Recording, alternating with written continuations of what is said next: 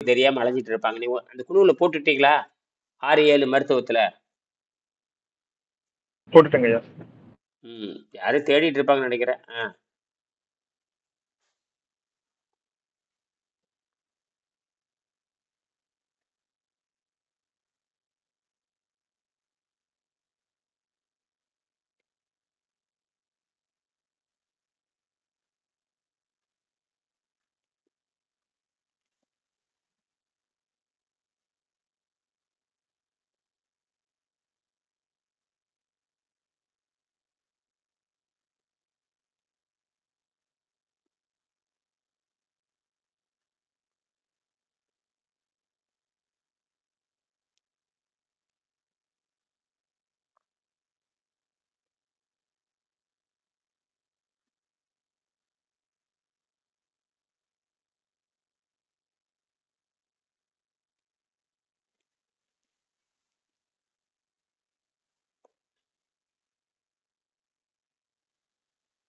வணக்கம்.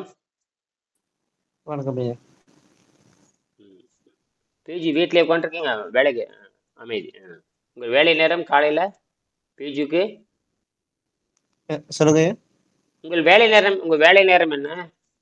வேலை நேரம் நான் மார்னிங் ஒரு 10:30 மணில இருந்து நைட் ஒரு 9:00 9:30 மட்டும் இருக்குங்க. நானே ஓனா தான், என்னோட ஓன் கான்ட்ராக்ட் கன்சல்டேஷன். நீங்க என்ன தொழில்? முதல்ல எலக்ட்ரானிக்ஸ் தான் அடிப்படை. எலக்ட்ரானிக்ஸா? சிவில் இன்ஜினியரிங்கா? எலக்ட்ரானிக்ஸ் என்னது? மெக்கானிக்கல் இன்ஜினியருங்க. பட் இப்போ நான் வந்து மெக்கானிக்கல்ல தான் ஒர்க் பண்ணிட்டு இருந்தேன் இவ்வளவு நாளா. இப்போ வந்து ஆர்கிடெக்சர் ரிலேட்டடா பண்ணிட்டு இருக்கேன். ஆர்கிடெக்சர்னா கட்டுமானம். ஆமாங்க. யூகேல வந்து யூகேல வந்து பெயிண்ட் ஷாப்ங்கிற, அதாவது கார் பெயிண்டிங்கான இண்டஸ்ட்ரி, அந்த கம்ப்ளீட் ஃபேக்டரி வந்து லேஅவுட் டிசைனிங் பண்ணி கொடுத்தாங்க. அருமை. சரி. கம்ப்ளீட் லேஅவுட் கண்ட்ரோல் எல்லாமே நான் பண்ணிட்டு இருந்தேன். டிராயிங், அதோட 3D மாடலிங்ஸ் எல்லாம் பண்ணிட்டு இருந்தேன். இப்போ வந்து இந்தியா வந்தோட இது ஆர்கிடெக்சரல் ரிலேட்டடா பண்ணிட்டு இருக்காங்க. வணக்கம். சரி, வணக்கம். சொல்லுங்க. பழைய பில்டிங்ஸ் எல்லாம் வந்து ஸ்கேன் பண்ணி அனுப்புவாங்க. 3D ஸ்கேனிங் பண்ணுவாங்க. அதுக்கு வந்து அந்த 3D ஸ்கேன் யூஸ் பண்ணி அதுக்கு பிளான்ஸ் எலிவேஷன்லாம் பண்ணி கொடுக்கறதுங்க. அப்ப வீட்டுல இருந்தே பண்றீங்க. அப்ப உங்களுக்கு விடுதலை பெற்ற மாதிரி தான். நீங்க வீட்டுல இருந்து பண்றீங்க. சரி. அப்ப வீட்டுல இருந்து வெளிநாட்டோட தொடர்பு வச்சுக்கிறீங்க இல்லையா? வீட்டுல இருக்கிறீங்க, உலகத்தோட தொடர்பு வைக்கிறீங்க. குறிப்பாக நீங்க பழைய இங்கிலாந்தோட தொடர்பு இருக்குது உங்களுக்கு இல்லையா? இங்கிலாந்து உள்ளிட்ட எல்லா நாடும் தொடர்பு இருக்கு உங்களுக்கு, சரியா? ரைட்டு. நேற்று ஸ்வீடன்ல ஒருத்தர் ஸ்வீடன்ல இருந்து பேசினாரு. இது எப்படி கொண்டு போறது, இது பொருளாதாரத்துல கொண்டுட்டு போகணும், நான் இதை கத்துக்கிட்டா நான் நல்ல வழியில பொருள் ஈட்டணுங்கிறாரு ஒருத்தர். புரியுதுங்களா? சரிங்க. ஸ்வீடன், சென்னைக்காரர் தான் அவரு. புரியுதுங்களா? ஒரு வருஷம் கவனிச்சுட்டு இருந்திருக்காரு. நீங்க பண்றதெல்லாம் சரிதான், நாம வந்து இதை கத்துக்கிட்டு என்ற சொந்த தொழிலை விட போறேங்கிறாரு. கத்துக்கிட்டு நான் மருத்துவரா இருந்து நான் சொல்லித்தரேன், ஸ்வீடன் மக்களுக்கு நான் சொல்லித்தர போறேங்கிறார். ரொம்ப மகிழ்ச்சிக்கிட்டேன் நான். இதுதான் இப்படித்தான் வரணும்னு சொல்லிட்டு. அப்ப இன்னைக்கு தலைப்பே என்ன பண்ணல, இன்னைக்கு தலைப்பே என்ன தெரியுமா அர்த்தம்? இந்த ஸ்வீடனுக்கு இருக்கிற அக்கறை நமக்கு இருக்கணும். புரியுதா? இது வரைக்கும் தவறான வழியில பொருள் ஈட்டிட்டான்ட்டாரு. என்ன சொல்லிட்டாரு? இது வரைக்கும் தவறான வழியில பொருள் ஈட்டியாச்சு, இனி நல்ல வழியில பொருள் ஈட்டானு. இப்ப அவர் என்ன தெரியுமா சொல்லாரு, எனக்கு கடுமையா, அவரு ரொம்ப கவனிச்சுட்டு, நான் ஒரு வருஷமா கவனிச்சுட்டு இருக்காரு. சென்னைக்காரர் தான். எலக்ட்ரானிக்ஸ் பாருங்க, எலக்ட்ரானிக்ஸ் படிச்சுட்டு ஸ்வீடன்ல இருக்காரு. புரியுதா? தமிழர் தான், சரிங்களா? ஆனால் இதை கவனிச்சுட்டு இது 100% கரெக்ட்னு எப்படி தெரியுமா? இது எவல்யூஷனை பத்தி பேசுறது, இது 100% கரெக்ட். பரிணாமம் என்பது உலகம் ஏற்றுக்கொள்கின்ற உண்மை. நீங்க பரிணாமத்தை அடிப்படை அப்படின்னு பேசுறதுனாலதான் எல்லா நாட்டுக்கு இது பொருந்தும். அதனால நான் இதை கத்துக்கிட்டு நான் வந்து மருத்துவராக இருக்க போறேன், ஸ்வீடன்ல நீர் மருத்துவராக இருக்க போறேன். இந்த ஸ்வீடன் மக்களுக்கு நான் எப்படி எடுத்துட்டு போகணும்னு யோசிச்சுட்டு இருக்கிறேன். அதுக்கெல்லாம் அப்படி உடனே சாம்பிள் அனுப்பிச்சிருக்காரு எனக்கு. பாருங்க, அது சாம்பிள் அனுப்பிச்சிருக்கும் பாருங்க. நான் உங்களை பத்தி சாட்ஜிபிலி தேடினால், உங்களை பத்தி நான் சாட்ஜிபிலி தேடினேன். அப்ப வெங்கடேசன் யாரு, நீங்கள் யாரு, நீங்க என்ன ஆராய்ச்சி பண்ணீங்க, எனக்கு பூரா ஃபேஸ்புக்ல இருந்து எடுத்து கொடுத்துருச்சு. அப்ப இதை வந்து நான் தொழில் செய்யற வடிவம் மாற்றப்படும். இதை தொழில் செய்யும் வடிவம் தான் நாங்க சொல்லிட்டு இருக்கோம் அப்படின்னு. என்னுடைய மாணவர்கள் இப்ப எங்கிட்ட இருக்கிறவங்க வந்து இதுக்கு பணம் கொடுக்குறாங்க இல்லையா, அது வேற. இது தொழில் செய்யும் வடிவம் மாறினாத்தான் உலகம் உருப்படும் அப்படின்றேன் நான். இது வந்து எப்படின்னா, தொழில் செய்யும் எப்பவுமே வந்து எப்பயுமே சொல்லிக் கொடுக்குறவங்களுக்கு என்ன தேவை? பொருள் தேவை இல்லையா? அந்த ஆமா சொல்லிக் கொடுக்குற ஆசிரியருக்கு பொருள் கொடுக்கணுமா இல்லையா? கண்டிப்பா சொல்லித் தர்றவங்களுக்கு என்ன கொடுக்கணும் நீங்க? ஃபீஸ் பொருள் கொடுக்கணும். அந்த மாதிரி அதான் பொருள் இல்லாருக்கு உலகம் இல்லை இல்லையா? அருள் இல்லாருக்கு உலகம் இல்லை. அப்ப இதை நீங்க அறவழியில் பொருள் எடுத்துக்க. நீங்க நேரம் என்ன பண்றீங்கன்னா அறவழியில் பொருள் எடுத்துக்க. அவர் சொல்றதை வச்சு நான் முடிவு பண்ணேன். இந்த மாதிரி மருத்துவத்தை நம்ம உலகம் வர கொண்டுட்டு போகணும். இங்க இத்தனை $1000 செலவு பண்றாங்க, ஒருத்தருக்கு கூட நல்லாக்குறது இல்ல. இத்தனை $1000 செலவு, நீங்க வந்து ஒண்ணுமே இல்லாம குணமாக்குறீங்க. இது எப்படி? அதனால இது வந்து முறையான ஒரு கட்டணம் போடணுங்கிறாரு. முறையான இப்ப சொல்லிப்பட்டு சொல்றாரு, நான் முறையான கட்டணம் செலுத்திட்டு உடனடியாக சேர்றேங்கிறாரு. ஒரு 15 நாள் நான் ஒரு வருஷமா யோசிச்சுட்டு இருக்காரு. பார்த்துட்டாரு. எல்லாம் கிட்டத்தட்ட பார்த்தீங்கன்னா ஒரு 1000 வீடியோ பார்த்துருக்காரு. பார்த்துட்டு உங்களுக்கு 4 லட்சம் பேர் இருக்கிறாங்க, 3900 பேர் சப்ஸ்கிரைப் பண்ணியிருக்காங்க, 4 லட்சம் பேர் பார்த்துட்டு இருக்கிறாங்க. இன்னென்ன யூடியூப் எனக்கு லிங்க் இருக்குன்னு எல்லாம் எனக்கு அனுப்பிச்சிருக்கேன் பாருங்க. எல்லாமே ஒரு மாதிரி அதெல்லாம் போட்டிருக்காங்க. இப்போ நான் புதுசாக ஒரு இப்போ நேற்று வந்து அது இந்த 6-7 நீர் மருத்துவம் வந்து வெளியே வந்துட்டேன். அந்த குழுவிலிருந்து வெளியே வந்துட்டேன். ஒன்று அழிக்கிறப்ப அதெல்லாம் சேர்ந்து அழிஞ்சு போச்சு. அது யாரோ விளம்பரம் போட்டிருந்தாங்கிறதுக்காக போட்டேன், அது எல்லாமே போயிடுச்சு. அப்புறம் குழு நிர்வாகி ஒன்று போட்டு இப்போ நானும் போட்டு என் பொண்ணையும் போட்டு உள்ள வந்திருக்கிறோம். கொஞ்சம் கவனமா இருக்கணும். அட்மின் வந்து உங்களை மறுபடியும் சேர்த்து விடலாம். அட்மின் ஒருத்தங்க இருப்பாங்க, நீங்க ஜாயின் பண்ணி அந்த அட்மினை வச்சு நான் உள்ள வர முடியாது. அந்த அட்மின் யாரும் உள்ள போயிட்டாங்க. அப்படி இப்போ என் பொண்ணு இப்போ போட்டுச்சு, யாரோ அட்மின் உள்ள போயிருக்காங்க. சம்மந்தம் இல்லாத இந்த குழுவிலேயே சம்மந்தம் இல்லாத ஒருத்தர் அட்மின் அதில் சேர்ந்துருக்குது. அதில் அவங்க தான் அந்த அட்மின் அங்கே போயிடுச்சு. புரியுதுங்களா? அது எப்படி போச்சுன்னு எனக்கு தெரியல. ஏன் நான் பண்ணணும்னா பை மிஸ்டேக் எதுனா ட்ரெஸ் பண்ணிருந்தா அப்படி போயிட்டு இருக்கோம். பட் ஆனா இப்போ என்னன்னா அவருக்கு மட்டும் தான் அந்த அக்சஸ் இருக்கு. பிஜு அது என்ன பண்ண முடியாது தெரியல. இப்போ நான் வந்து இப்போ புதுசாக தொடங்கிட்டேன். இப்போ புதுசாக தொடங்கியாச்சு. தமிழ் நீர் மருத்துவம்னு கொண்டு வந்துட்டேன். இதில் எல்லாத்தையும் வர சொல்லிடுங்க. இப்படி படன்னு 2-3 நாள் இருந்தால் போதும். அப்புறம் எல்லாரும் வந்துட்டான். இதில் வரது ஒரு 10, இதில் 120 பேர் இருக்கிறாங்க. இதில் வந்து 4-5 பேர் தான் இருக்காங்க இதில். தெரியுதுங்களா? தொடர்ந்து இவங்க தான் வந்து இதை எடுத்துகிட்டு போகணும். புரியுதுங்களா? அப்போ இந்த ஈதல் அறம் இப்போ நான் வந்து பொருளீட்டுறதை பற்றி நம்ம பேசுவோம். பொருளாருக்கு விலகம் இல்லை. நான் வந்து ஏற்கனவே கட்டணம் வச்சிருக்கேன். லட்சக்கணக்கில் வாங்கியிருக்கேன், 1000கணக்கில் வாங்கியிருக்கேன், இலவசமாகவும் சொல்லிக் கொடுக்குறேன். அது என்னுடைய இஷ்டம். புரியுதுங்களா? லட்சக்கணக்கில் வாங்குறேன், 1000கணக்கில் வாங்குறேன், சும்மா சொல்லித்தர்றேன். இதெல்லாம் இந்த இஷ்டம். இது எப்படி பொருளை கொண்டு போகிறது சொல்லுங்க. ஏன்னா இங்கே சொல்லியாச்சு, பொருள் இல்லாருக்கு உலகம் இல்லை, அருள் இல்லாருக்கு இலக்கம் இல்லை. ஆசிரியர்கிட்ட கட்டணம் எல்லாம் கற்றுக்கொள்ள முடியாது. ஆசிரியர் வந்து அனைத்தும் தெரிந்தவராக இருக்கிறார். அவ்வளவுதான். சகல கலைகளும் நமக்கு தெரிஞ்சாச்சு. எனக்கு இன்ஜினியரிங் தெரியும், பிசிக்ஸ் தெரியும். எனக்கு இனியருக்கு வந்து மெக்கானிக்கல் தெரியும், இனியருக்கு வந்து பிசிக்ஸ் தெரியும், இனியருக்கு வந்து கெமிஸ்ட்ரி தெரியும், இனியருக்கு வந்து பயாலஜி தெரியும், இனியருக்கு வந்து யோகம் தெரியும். இனியருக்கு வந்து எனக்கு தெரிஞ்சவர்கள் எல்லாமே எனக்கு தெரியும். எனக்கு தெரிஞ்சவர்கள் எனக்கு தெரியும். எனக்கு தெரிந்த வகையில் எனக்கு தெரியும். நான் புரிந்த வகையில் இயற்கை புரிஞ்சிருக்கிறேன். எனக்கு எல்லாமே கொஞ்சம் கொஞ்சம் தெரியும். எல்லாமே இன்னும் கற்றுக்கொள்ள வேண்டியது கோடிக்கணக்கில் இருக்குது. கற்றுக்கொண்டு வேண்டியது கோடிக்கணக்கில் இருக்குது. எல்லாமே செஞ்சு பார்த்துருக்கேன். இப்போ அவர்கிட்ட கூட சொன்னேன், இந்த மாதிரி செராமிக்கில் கொண்டு வரணும் அப்படின்னு. இந்த மாதிரி பார்த்தேன். சோடியம் அவர் உடனே சொல்றாரு, சோடியம் மெக்னீசியம் ஃபெரைட் தானே, அது நல்லது தான், செய்யலாம், ஸ்வீடனில் பண்ணலாம், ஹங்கேரி வரப்போறேன்னா வாங்க பயணம் அப்படின்னாரு. இதெல்லாம் இது எலக்ட்ரானிக்ஸு. பார்த்தேன் இதெல்லாம் நம்ம கொண்டு வரணுங்கிறாரு. பார்த்துட்டாரு. எல்லாமே பார்த்தாச்சு அவர். ஆமாம் பார்த்தேன், அதை கொண்டுட்டு வரணும்னா சொன்னா அதுதான் விஷயம். இது ஏற்கனவே சென்னையில் டெல்லியில் RK ரவிக்குமார் கோட்னால PhD பெரிய சயின்டிஸ்ட் அவர்னாலே இது தொழில்படுத்த முடியல. அதனால இது மலிவாக்கணும். இதைய நம்ம செராமிக்கில் கொண்டு வரணும், பண்ணிடுவோம் அப்படின்னு சொன்னார். இதெல்லாம் எலக்ட்ரானிக் என்னன்னு கேட்டேன். எலக்ட்ரானிக்ஸ். அப்போ எலக்ட்ரானிக்ஸோட எலக்ட்ரிசிட்டி பற்றி பேசினேன். இதே ஸ்பேஸில் போய் குடியேறதுக்கு அப்படின்னா பண்ணலாம் அப்படின்னாரு.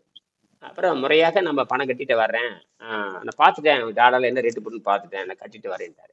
இந்த ஞானம் எப்படி அவருக்கு வந்ததுங்க? உங்களுக்கு ஞானம் வருது, உங்களுக்கு ஞானம் வருது, எல்லாத்துக்கும் வர வேணும். இது புரியுதா?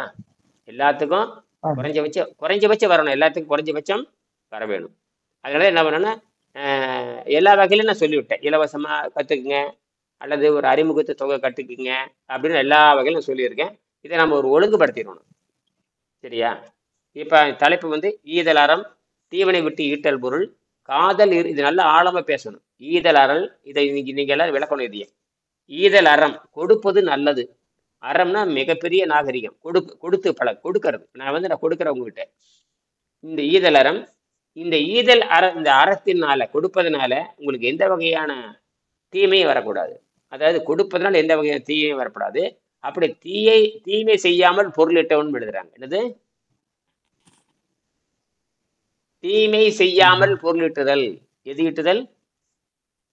தீமை தீமை செய்யாமல் செய்யாமல் பொருள் குற்றம் இல்லாத அறவழியில் பொருளிட்டுதல். அதுதான் இதுங்கிற நானு. அதுதான் இப்ப இது. இப்ப நம்மளுடைய பினான்சியல் அட்வைசர் வந்து திருவள்ளுவர். அவ்வளவுதான். இப்ப நான் வந்து அறவழியில பொருள் ஈட்ட போறேன். பொருள் ஈட்டிட்டு தான் இருக்கேன். இனிமேல் நீங்களும் அறவழியில பொருள் ஈட்டணும். நீங்க விரும்பினால் அறவழியில பொருள் ஈட்டலாம். நீங்கள் யாரும் இதை செய்ய சொல்ல போறதில்லை. ஆனால் இதுலயும் அறவழியில் என்ன ஈட்டலாம். அப்பதான் இப்ப வேலை அலையிறீங்களே, வேலையை கத்துக்கிட்டு பொருள் ஈட்டுறீங்க. அதுதான் இயற்கை. வேலைக்கு போறீங்க, எதுக்காக போறீங்க? நீங்க ஆசிரியராக மாறுகின்ற பொழுது உங்களுக்கான கட்டணத்தை நீங்கள் பெற்றுத்தர ஆக வேணும். நீங்கள் ஆசிரியராக மாறுகின்ற பொழுது, நீங்க ஆசிரியர் மாறாத வரைக்கும் பிரச்சனை இல்லை. அல்லது நீங்க சொந்தமா தெரிஞ்சுட்டு கூட போகலாம். சொந்தமா தெரிஞ்சிருக்கு உங்களுக்கு மட்டும் வச்சுக்கலாம். ஆனால் நீங்க கத்துக்கும் பொழுது யாருக்கு என்ன பணம் கொடுக்கணும்? ஆசிரியருக்கு பொருள் கொடுக்கணும். அவங்க கேட்கற கட்டணத்தை கொடுத்துதான் கத்துக்கணும். இதுதான் விஞ்ஞானம். நீங்க பள்ளிக்கூடத்துல போறீங்க, மாணவன் படிக்கிற, ஆசிரியருக்கு சம்பளம் கொடுத்து படிச்சுட்டு வந்துடுறேன். அவன் பள்ளிக்கூடம் போறதில்ல, அதுக்கப்புறம் எதுவும் போன வேற எதுவும் காட்டு வேலைக்கு, தோட்ட வேலைக்கு போற, சொந்த வேலைக்கு போயிடுறேன். அது அவங்க இஷ்டம். அது சரியா? ஆகையினால இதை நம்ம இப்ப இருந்தா கொண்டு வரணும். நான் 25 வருஷம் பண்ணிட்டு இருக்கிறேன். இப்ப எப்படி செழுமைப்படுத்திக்கலாம் சொல்லுங்க. ஈதலறம் 100 எடுங்க. சந்திராமையர் எடுங்க 160 எடுங்க. 163 எடுங்க. 163.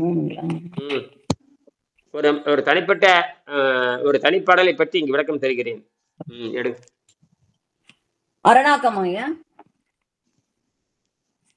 163 அரணாக்கம் தொடங்குது.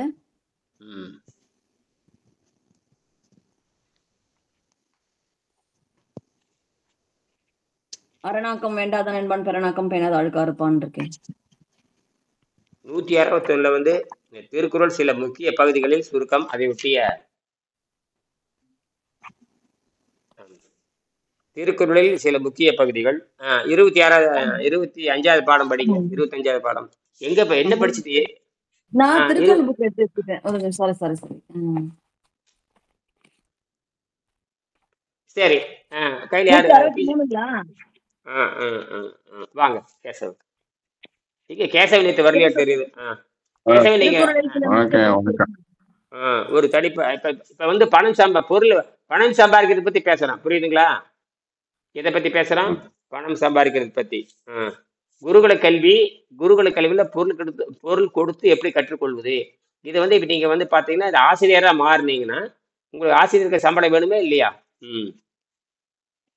இப்ப ஆசிரியர் தொழில் இருக்குது, வேளாளர் தொழில் இருக்குது, சித்தர் தொழில் இருக்குது, தாபதர் தொழில் இருக்குது, அப்புறம் ஆரிய தொழில், அப்புறம் வந்து சொல்லிக் கொடுக்குற தொழில் இருக்குது, சத்திரிய தொழில் இருக்குது, அப்புறம் வந்து வைசிய தொழில் இருக்குது, சூத்திர தொழில் இருக்குது. எல்லாத்துக்கும் கட்டணம் உண்டு.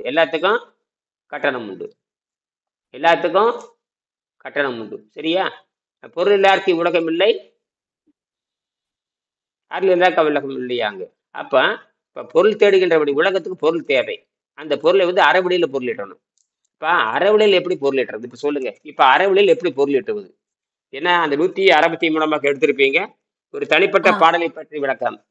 அறவழியில் எப்படி படிங்க. அப்படியே அறவழியில் எப்படி பொருள். ஈதலறம்னா என்ன? அந்த 4 வரி படிச்சுட்டு அதையும் விளக்கம் சொல்லுங்க. ஈதலறம் அதை பத்தி பேசுவோம். ஈதலறம்னா வந்து நாம் கொடுக்கக்கூடிய பொருட்கள் 2 மட்டுமே. ஒன்று கல்வி, இரண்டாவது செல்வம். சரி, ரைட். அடுத்து எதுவுமே நாம் பிறக்கும் போது நம்முடன் கொண்டு வரவில்லை. கல்வி செல்வத்தை பெற்றவர்கள் பொருட்செல்வத்தை பெரிதாக கருதுவதில்லை. ஏடும் எழுத்தாணியும் பெரும் செலவினங்களாக இருந்த அந்த காலத்தில் கல்வி செவிச்செல்வமாகவே பெரும்பாலும் பரவி வந்தது. அருமை. நூல்கள் நினைவில் வைத்துக் கொள்ளத்தக்கபடி கவிதை நடையிலேயே எழுதப்பட்டன. முதலில் தோன்றவே நீதி நூல்கள். தீவினை விட்டுவிட்டல் பொருள் நல்லவை எல்லாம் தீயவும் நல்லவெல்லாம் செல்வம் பேச இருக்கு. இப்ப என்ன வந்து நம்ம 2 பொருளை மட்டும் தான் மத்தவங்க தர முடியும். ஒண்ணு வந்து கல்வி, இன்னொன்னு வந்து பணம். அப்போ கல்வி கட்டுறவங்க வந்து பொருட்செலுத்துவது பெருசு எடுத்துக்க மாட்டாங்க. அப்போ வந்து இந்த பெருசா எடுத்துக்க எழுத்தாளர்கள் மாட்டாங்க, பெருசா எடுத்துக்கொள்ள மாட்டார்கள். அதான் விஷயமே. என்னது பெரிதாக எடுத்துக்கொள்ள மாட்டாங்க அப்படின்னு என்ன அர்த்தம்? சிறுசாக எடுத்துக்கோன்னு அர்த்தம். என்னது சிறுசு எடுத்துப்பாங்க. எப்படி சொல்லுங்க, இது விளக்க சொல்லுங்க.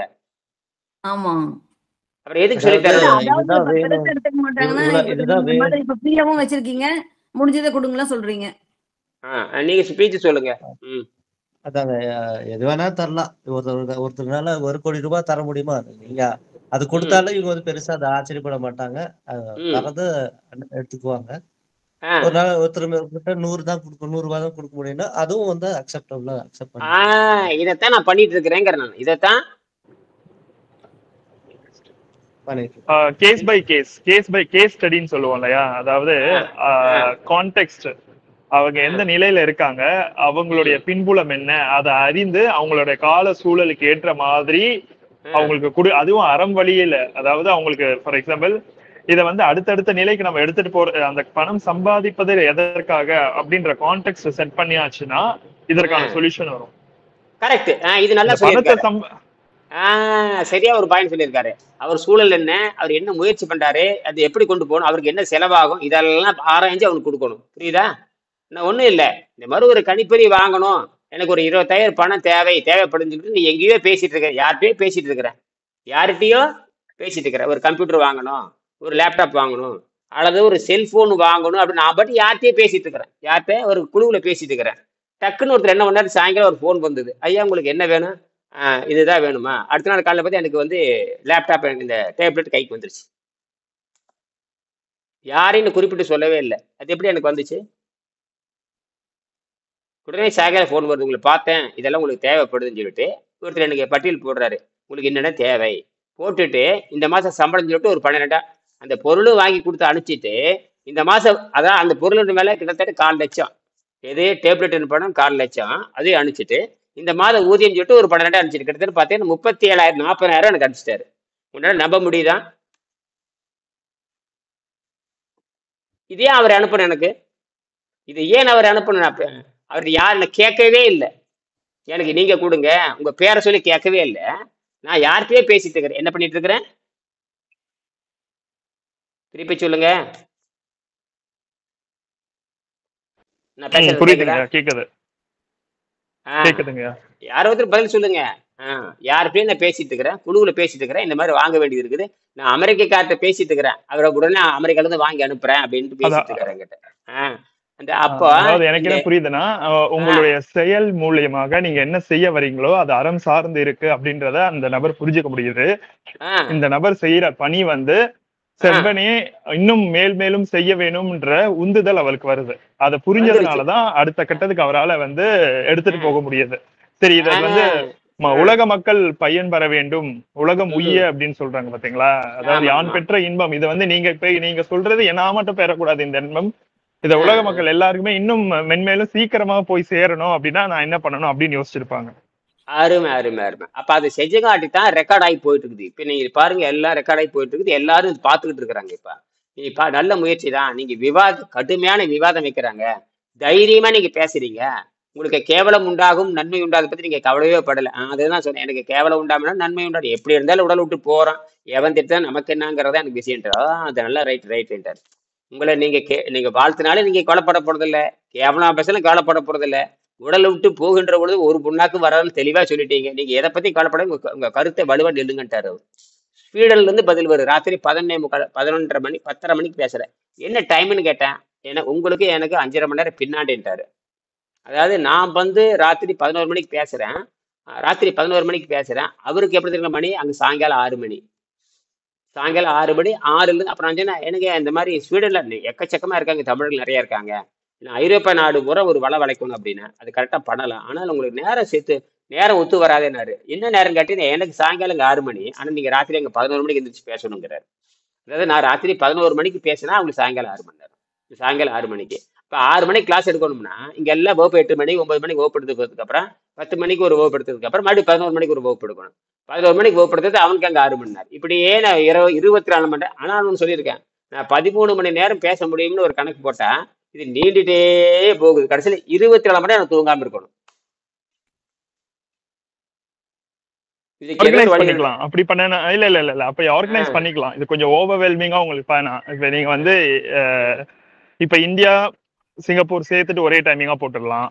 ம் அது மாதிரி லைக் வந்து நமக்கு மேல மேல மக்கள் வேற வர வர வர இப்போ எந்த ம் கண்ட்ரிக்கு நீங்க டாப் ப்ரையாரிட்டி கொடுக்கணும்னு நீங்க பாத்துக்கோங்க. ஆ ஆ அதுக்கப்புறம் நம்ம ஆர்கனைஸ் பண்ணிக்கலாம். ஆ ஆ இது ஆ பிரச்சனை இல்ல. ஏன்னா இப்ப நீங்க தான் ஃபர்ஸ்ட் மாடல். இது இப்ப நீங்க ஆமா பண்ணிட்டீங்கன்னா இப்ப அடுத்து பின்னாடி நாங்க வரவங்களும் எப்படி ஆர்கனைஸ் பண்ணிக்கணும்னு எங்களுக்கும் அந்த இது இருக்கும் பாருங்க. ஆமா அதாவது ஆமா ஆமா ஆசிரியரா வந்துட்ட பிறகு புரியா அதெல்லாம் ஆசிரியா சொல்லுங்க ஆ ம் அது யூகே டைமிங் தாங்க. ம் சேம் 5.5 மணி நேரம் வித்தியாசம் தான். ஸோ ஆ ஆ என்ன பண்ணலாம்னா ஒரு மத்தியானம் பிரேக் அவங்களுக்கு இருக்கும், லஞ்ச் பிரேக்னு சொல்லிட்டு ஆ 1 ஆ மணி நேரம். ஆ ஆ அந்த டைம்ல அவங்க வரலாம். அப்போ அந்த ஆ மாதிரி வைக்க அவங்க லஞ்சுன்னு சொல்லும்போது நமக்கு இங்க சாயந்தரம் வரும். அந்த மாதிரி ம் கூட அரேஞ்ச் பண்ணலாம். சொன்னாரு செய்யணும். அவர் என்ன சொன்னாரு, எடுத்துட்டு போகணும், செய்யணும். எல்லாத்து பேரையும் சொன்னாரு. இந்த மாதிரி உங்க பிஜி பேரே சொன்னாரு. பிஜி பேரு அப்புறம் வந்து திருவிழா சேர்ந்தார் ரொம்ப கவனிச்சுட்டு இருக்கிறாங்க, அதை நம்ம கொண்டுட்டு போகணும், இளைஞரை ஒன்று சேர்த்தணும்னாரு. அதை தான் சொல்லிட்டே இருக்கிறேன் அப்படின்னு ரொம்ப கவனிச்சிருக்கீங்க. சில மாடல்லாம் காமிச்சாரு. அப்புறம் வந்து சப்டைட்டில் எப்படி கொடுக்கறது, நான் வந்து இங்கிலீஷ்ல தான் உங்களை பார்த்துட்டு இருக்கிறேன், ரொம்ப அருமையா இருக்குது சார். நீங்க தமிழ்ல பேசுறீங்க, அது இங்கிலீஷ்ல வந்துட்டே இருக்கு. நானும் மாத்திரம் இப்படி எல்லாரும் மாத்தி மாத்தி படிச்சுட்டே போனாங்கன்னா ஜெர்மன் மொழி, பிரான்ஸ் மொழி, அவ மொழியில பார்த்தானா வேலை முடிஞ்சு போச்சு. இதை எளிமைப்படுத்திக்கலாம். இதை வந்து நீங்க ஏதாவது அப்புறம் சிலதுல இந்த இந்த வீடியோ எனக்கு நல்லா இருக்கு, நீங்க தமிழ்லயே பேசுகிட்டாரு. நீ பேரு மாத்தி பேசாதீங்க, தமிழ்லயே பேசுங்க, அது அப்படியே 80 விழுக்காடு மாத்தி கொடுக்குது, அதுவே போதும் அப்படிங்கிறாரு. சில குறைகளை சரி பண்ணிக்கலாம். அது வந்து சொன்னாரு, இந்த மாதிரி சப்டைட்டில் கொடுக்கலாம், நீங்க இப்ப பேசுங்க அப்படிங்கும்போது அவர் சொன்னாரு, இதெல்லாம் வருது, நல்லா இருக்கு அப்படின்னு சொன்னாரு. ஏன்னா நீங்க ஒரு ஆரம்பத்துல என்னென்ன பேசுனீங்க, 5 வருஷத்துக்கு முன்னாடி வரமாட்டேங்குது, அது போனா போயிட்டு போகுங்கிற, புதுசா பேசுறது எங்களுக்கு வேணுங்கிறாரு. புதுசா பேசுறதா வருது பல. நீங்க 3 வருஷத்துக்கு முன்னாடி இந்த சயின்ஸே இருக்காது, போட்டான் இருக்கு. இப்ப நான் பேசுறது அட்வான்ஸ்ட் சயின்ஸ், எதுவுமே பழசில் இருக்காது இது. ஏன்னா அப்ப இருக்கிற அறிவு திறன் என்பது வேறு, தேடுகின்ற திறன் வேறு. இப்ப கருவிகள் வந்துருச்சு, டக்கு டக்கு டக்கு டக்குன்னு போட்டு அடிச்சா அப்படி பிச்சுட்டு வருது. நம்ம கேட்கறக்கு நான் சொல்ற மாதிரி டிசைன் பண்ணி கொடுக்கறதுக்கு வருகின்ற பொழுது, அதை தூக்கி மேல போடும் பொழுது அந்த ஆர்டிபிஷியல், அதாவது ஒரு அறிவியல் செய்தித்தாளுக்கு, அது அறிவியல் மேக்சினுக்கு எப்படி செய்தி கொடுக்கணுமோ அதை வந்து அதுவே கேட்குது. எது அந்த சாட்ஜிபி கேட்குது. நீங்க யாருக்கு அனுப்ப போறீங்க சொல்லி போட்டு, நீங்க அறிவியல் மேக்சினுக்கு அனுப்ப போறதா இருந்தா இன்னும் தரமான கொடுக்குறீங்க. அதே மாதிரி தரமா போடும் பொழுது எல்லாத்தையும் இணைச்சு போடுது. அந்த கட்டுறதுக்கு ஃபேஸ்புக்ல போடும் பொழுது அந்த கட்டுரை அவருக்கு போகுது. அவர் பார்த்துட்டு தான் சொல்றாரு, நான் வந்து சாட்ஜிபில உங்க போட்டு பார்க்கும்பொழுது நீங்க என்ன பண்றீங்கிறது ஃபேஸ்புக்ல இருந்து எடுக்குது, அப்படி நீங்க ஃபேஸ்புக்ல அப்லோட் பண்ணிட்டே இருங்க அப்படிங்கிறாரு. அப்ப எனக்கு அது போயிட்டே இருக்குங்கிறாரு. அப்ப ஃபேஸ்புக் ரொம்ப உதவியா இருக்குதுங்கிறாரு அவரு. சாட்ஜிபில தேடுனா எங்க லிங்க் கொடுக்குது, ஃபேஸ்புக்ல லிங்க் கொடுக்குது. நீங்க என்ன பண்ண, அதுல நிறைய போடுறேன் இல்லையா. இப்ப சொன்னார் அவர், இன்னைக்கு ஒரு படம் வச்சுக்கோங்க, என்ன இப்ப நான் என்ன பண்ண போறேன்னா, இன்னைக்கு ஒரு நான் யோசனை பண்ணுவேன், நான் ஏற்கனவே பண்ணியிருக்கேன். இப்ப வரும் மனிதனுக்கு வந்து, மனிதருக்கு வந்து கூரிய பல்லு கிடையாது, அவன் வந்து சைவ பல்லை அடிப்படையாக கொண்டவன். அவனுக்கு வந்து இறைச்சி சாப்பிட்டோம்னா செரிக்கிற தன்மை, செரிக்கிற இந்த நீர் என்ஜைம் கெமிக்கல் வந்து இறப்பில கிடையாது. ஆக அந்த அது அடுக்கி போகுது, உடம்பு அடுக்கி போகுது. சைவ உணவா இருக்க, சைவ உடலாக பெற்றாங்காட்டி நம்ம குடல் வந்து ரொம்ப நீளமா இருக்குது, ஏறத்தாலும் 30 அடி இருக்கு. அதனால உணவு வந்து உள்ளே தங்கி அடுகிற நேரமாகுது. அதை ஜீரணிக்கிறதுக்கு வந்து கணையம், இந்த கல்லீரல் வந்து கடுமையா உழைக்க வேண்டியது இருக்குது. கடுமையா உழைக்கிறப்ப அது வந்து அழுகி போய் கார்ஜினோ செல்ஸா மாறுது. அதுல கொடிய புற்றுநோய் வருதுன்னு ஒரு கட்டுரை எழுதுறேன். இதை அப்படியே படம் போட்டு கொடுத்துட்டு அழகா படம் போட்டு கொடுக்குது. இந்த டைட்டில் வச்சுக்கிட்டு இந்த ஆர்டிகிளை போட்டோம்னா உடனே எல்லா நாடும் கிளிக் ஆகுங்கிறாரு. அதை தான் நான் பண்ணிட்டு இருக்கிறேன். இதை நாம் செழுமைப்படுத்திக்கலாம். பாருங்க, ஒரு நேற்று ஒரு படம் போட்டிருக்கு பாரு. இப்ப எம்பளமே என்ன பார்த்துங்க, தமிழ்நேர் மருத்துவத்தை எம்பளம் என்ன வச்சிருக்கு பாருங்க, ஒரு குடல் போட்டிருக்கோம், கீழே விலங்குகள் இருக்கிற பல்லெல்லாம் ஊன் இருக்கும் பாருங்க. இதெல்லாம் அந்த கட்டுரையினுடைய வடிவு. இந்த கட்டுரை வச்சு அது படம் போட்டு கொடுக்குது. என்ன கட்டுரை கொடுக்குறீங்களோ அந்த கட்டுரை தந்த என்ன கொடுக்குது. இதெல்லாம் பயங்கரமான வேலைங்கப்பா, சாதாரண வேலை இல்லை சாமி. நினைத்த நேரத்துல கட்டுரையினுடைய எல்லா கட்டுரை, ஆனா அந்த கட்டுரையும் படிக்கணும், அந்த படத்தையும் பார்க்கணும். அந்த படத்தையும் கட்டுரையும், அல்லது இந்த ஒரு படம் போனாவே, இப்ப சாட்ஜிபி ஒரு படம் கிரியேட் பண்ணி கொடுத்துன்னு வச்சிங்க, நான் என்ன சொல்லியிருப்புக்கிற கட்டுரை எடுத்து கொடுத்துரும். எதிர்காலத்துல அப்படிலாம் வந்துடும். ஒரு படம் கொடுத்துன்னு வச்சுக்கோங்க, படத்தை பார்த்து நீ விளக்கம் சொல்ற மாதிரி. இப்போ ஒரு படத்துக்கு ஒரு கட்டடத்துக்கு வரைபடம் எப்படி முக்கியமோ, டிராயிங் எல்லாம் எதுவும் செய்ய முடியாது. டிராயிங் இல்லாம ப்ளூ பிரிண்ட் எல்லாம் என்ன பண்ண முடியாது. ப்ளூ பிரிண்ட் செய்ய முடியாது, கட்டுரை மாதிரி. சொல்லுங்க. ப்ளூ பிரிண்ட் சொல்லுங்க. அதாவது ஃப்ளோ சார்ட் மாதிரி கூட போடலாம் இல்லைங்களா. அதுதான் அவர் சொல்றாரு, ஸ்டெப் பை ஸ்டெப்பா ஃப்ளோ சார்ட். அவர் சொல்றாரு. அவர் மேல நீங்க வந்து இப்ப எல்லா நாட்டுக்கும் போற மாதிரி நீங்க வந்து பண்ணிட்டு இருக்கிறீங்க. உங்க தாய்மொழியில நீங்க பேசுங்க. அவர் தமிழ்நாட்டுக்காரர் தான். தாய்மொழியில பேசுங்க. சரி, அந்த தாய்மொழியில் இருக்கிறத அப்படியே பேசணும்னா, ஜெர்மன் மொழி தானம் ஜெர்மன்ல மொழிபெயர்த்துக்கும். அப்புறம் நீங்க எல்லா மொழியிலும் மொழிபெயர்த்துக்கும். அவனுக்கு அப்ப அந்த டைட்டில் எப்படி பண்ணலாம்? அந்த டைட்டில் நீங்க பண்ணீங்கன்னா, அது அந்த டைட்டிலே அது மாத்திக்குங்கிறாரு. அது கரெக்ட். டிரான்ஸ்லேட் அது பண்ணிக்குங்கிறாரு. ஆனால் இதைத்தான் அவர் சொல்றாங்கிறது. இப்ப நம்ம வந்து சொல்றேன், நீர் நீர் மருத்துவம்னு போட்டா இவங்களுக்கு ஓரளவுக்கு புரியும். அது வாட்டர் டைட்டில் கூட அவனுக்கு என்ன புரியும்? அந்த வாட்டர் பத்தியே அறிவே இல்லாதவன் மேற்கு நாட்டுக்காரன். வாட்டர்னா என்னன்னு தெரியாது. வாட்டர் போறது வர்றது மழை பெய்யுதுன்னு நினைச்சிட்டு தவிர அது தண்ணி. அப்பனா நம்ம என்ன பண்ணணும்னா, இப்ப நீங்க தமிழ்ல பேசுறீங்க இல்லையா, தமிழ்ல கரெக்டா அதற்கோட சொலவாடை எடுத்து அதற்கோட பொருள் புரிந்து நீங்க தமிழ்லயே ஃபுல்லா கரெக்டா பேசணும். எந்த ஒரு ஆங்கில சொற்கள் கலக்காத மாதிரி நீங்க பேசிக்கிட்டே வந்தீங்கன்னு நினைச்சுக்கோங்களேன். ஒரு அந்த உரைநடையா பேசுறதுக்கு நம்ம இனிமே பழகிக்கணும். இது மிக்ஸ் பண்ணி பேச. ஏன்னா அது அந்த கூகுள் டிரான்ஸ்லேட் பண்ணிக்குது பாத்தீங்களா ஆட்டோமேட்டிக்காவே. அப்ப அதுக்கு கொஞ்சம் ஈஸியா இருக்கும். நம்ம வந்து நம்மளுடைய மொழியை இன்னும் செம்மைப்படுத்துறதுக்கு அதுவும் இன்னொரு நல்ல வழியாக இருக்கும். ஏன்னா கூகுள்ல டிரான்ஸ்லேட் பண்ணும்போது அதுக்கும் ஈஸியா இருக்கும். நம்மளுடைய மொழி திறனும் நமக்கு இன்னும் நல்லா வளரும். மொழி திறன் வந்துருமா? அப்படி பண்ணிட்டு போகலாம். நான் இப்ப நாம பேசும் பொழுது நான் ஒரு 100 வீடியோ எனக்கு காணொலி பட்டிருக்கு. 2 நாளா இங்கிலீஷில் பேசுறது நேரமே இல்லை. இப்ப யோசிச்சுட்டே உட்காரனால நேரமே இல்லை. நான் இங்கிலீஷ் இப்பதான் கத்துக்கிட்டேன். இங்கிலீஷ் பேசியிருந்தாலும் கூட இப்பதான் கொஞ்சம் கத்துக்கிட்டேன். அதையே இப்ப பொண்ணு வந்து பண்ணிக்கிறதுனால படிச்சுட்டு 2 பேரும் சேர்ந்து கத்துக்கிட்டோம். இப்ப அடுத்து இன்னைக்கு அட்டன் பண்ண போறாங்க அங்கே வர்றதுக்காக. அது இப்ப அப்படி கத்துக்கிட்டோம். அதுலயே கொஞ்சம் போட்டுட்டு தான் வரேன். அது போட்டு அதுக்குன்னு ஒரு கட்டுரை எழுதினேன். கட்டுரை எழுதி ஒரு 20 சொற்கள்லயே அந்த கட்டுரை முடியிற மாதிரி அந்த கட்டுரையை எப்படி சுத்தப்படுத்துறது, how to clean the internal பாடின்னு கொடுத்துருப்பேன். டைட்டில் வந்து how to now I can try to explain the brief history of the internal cleaning ப்ராசஸ்ன்னு சொல்லி போட்டுட்டு first morning to evening after awaking of morning to evening you consume little water little by little whenever you keep some water in your stomach அப்படின்னு சொல்லி நான் ஆரம்பிப்பேன். that time you can feel after some times that time you can feel in yellow poison on the drug. that time you achieve some dates and nuts and to get down to the poison to the alimentary canal அப்படின்னு போட்டுட்டு முடிச்சுடுவேன். அது அவங்களுக்கு பெரும்பாலும் அது புரியுது. இந்த மாதிரி நீங்க இப்படியும் நீங்க சொல்ற முழுமையா நீங்க ஆங்கிலம்னு ஆங்கிலமே பேசுறீங்க அல்லது தமிழ்லே பேசிடுங்க அப்படிங்கிற ஒரு செய்தி சொன்னாரு.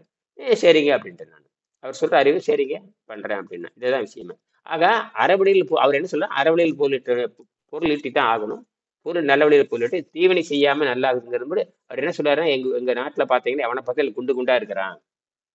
தொப்பை இல்லாத ஸ்வீடன்ல தொப்பை இல்லாதவன் எவனும் கிடையாது. புரியுதா? ஆம்பளையும் பொம்பளையும் கண்டதுன்னு தொப்பை ஏறி போய் ஓடுறான் முடியாடுறான். இந்த டைட்டில் அவனுக்கு புரிஞ்சிருச்சுன்னா அவன் வந்து நீங்க சொல்ற கட்டணம்ல ஒண்ணுமே இல்லை. நீங்க 5000 $10,000 அவன் வந்து ஒரு சாதாரண எடையை குறைக்கிறதுக்கே $10,000 $20,000 50 மெட்டீரியலே வாங்கி பயிற்சி பண்ணிட்டு இருக்கிறான். அதெல்லாம் ஒன்றும் இறங்க போறது இல்லை. சைடை விட்டு அவன் இறந்துடுறான். அதனால இது ரொம்ப மலிவா இருக்குது இல்லையா? அதனால நாம வந்து இந்த 1000 $2000 ஒண்ணுமே இல்லை. எனக்கு வந்து ரொம்ப மகிழ்ச்சியா இருக்கு. நான் இது கத்துக்கிட்டு நான் என் நாட்டு மக்களை சொல்லி தர்றேன் அப்படின்னு சொல்றாரு. புரியுதா? ஆக இந்த செய்தி வந்து இதுதான் அந்த தியாக மனப்பான்மைங்கிறத விட அறவழியில் பொருளீட்டுக அப்படிங்கிறது தான். அப்படி அறவழியில் பொருளீட்டுனா தான் இது உலகத்துல பரவும். அப்ப எப்படி இந்த யோக பயிற்சி பாருங்க, எல்லா வெள்ளக்காட்சியும் கத்துக்கிட்டு எதை சொல்லி கொடுத்துட்டு இருக்கிறாளுங்க. எல்லா நாட்டிலும் யோக பயிற்சி வந்து இறைச்சி திங்கிறவன யோக பயிற்சி பண்றாங்க. அதுதான் ஒருத்தர் சொன்னாரு, ஏன்னா இறைச்சி தின்னு போட்டு யோக பயிற்சி இந்த வெள்ளக்காட்சி சொல்லி தராளே அப்படின்னு சில பேர் எங்கிட்ட சொன்னாங்க. நாங்க வெளியவே வந்துட்டாங்க. சில பேர் எங்கிட்ட பேசினாங்க. பிரான்ஸ்காரர் ஒருத்தர் சந்திச்சு பேசும்பொழுது, அங்க போனா அவ வெள்ளைக்கறி சாராயத்தை குடிச்சிட்டு பிராந்தி குடிச்சிட்டு பன்னிக்கறி தின்னுட்டு ஆசனம் பண்ணிட்டு இருக்காளுங்க. அவர்கிட்ட எப்படிங்க நான் கத்துக்கிறதுங்கிற நேர்ல பாத்துட்டாங்க. இவளுக்கு எப்படி ஆனா அது வந்து ஆர்வ கோளாறு பண்றது, அது பிசினஸா கொண்டு போறது. அறவழியில தெரிஞ்சுக்கிட்டு அவனும் மாறிட்டு அதன்படி சொல்லி கொடுத்தா பரவாயில்ல. அவன் சாப்பிடறது பூரா பன்னிக்கறி, இவளுக்கு ஆரோக்கியத்துக்கு என்ன சம்பந்தம் ஆண்டாலே கேக்குறாங்க. சாப்பிடறது பூரா என்னன்னா இதுல நம்ம யோகியாவே மாறிடுறோம். நம்ம யோகியாவே மாறிடுறோம். அதான் அவர் பிடிச்சிட்டாரு. அப்ப பன்னிக்கறி தின்னு போட்டு ஆசனம் சொல்லி கொடுக்குறாளுக்கு என்னங்க நான் சொன்னேன், இது பிசினஸா மாறிடுறது ஒண்ணும் பண்ண முடியாது அப்படின்னா ஆரோக்கியம் எங்க இருக்கு, அது இதுதான் அப்படின்னு நான் அப்படிதான் கையில ஒரு புத்தகம் வாங்கினாரு.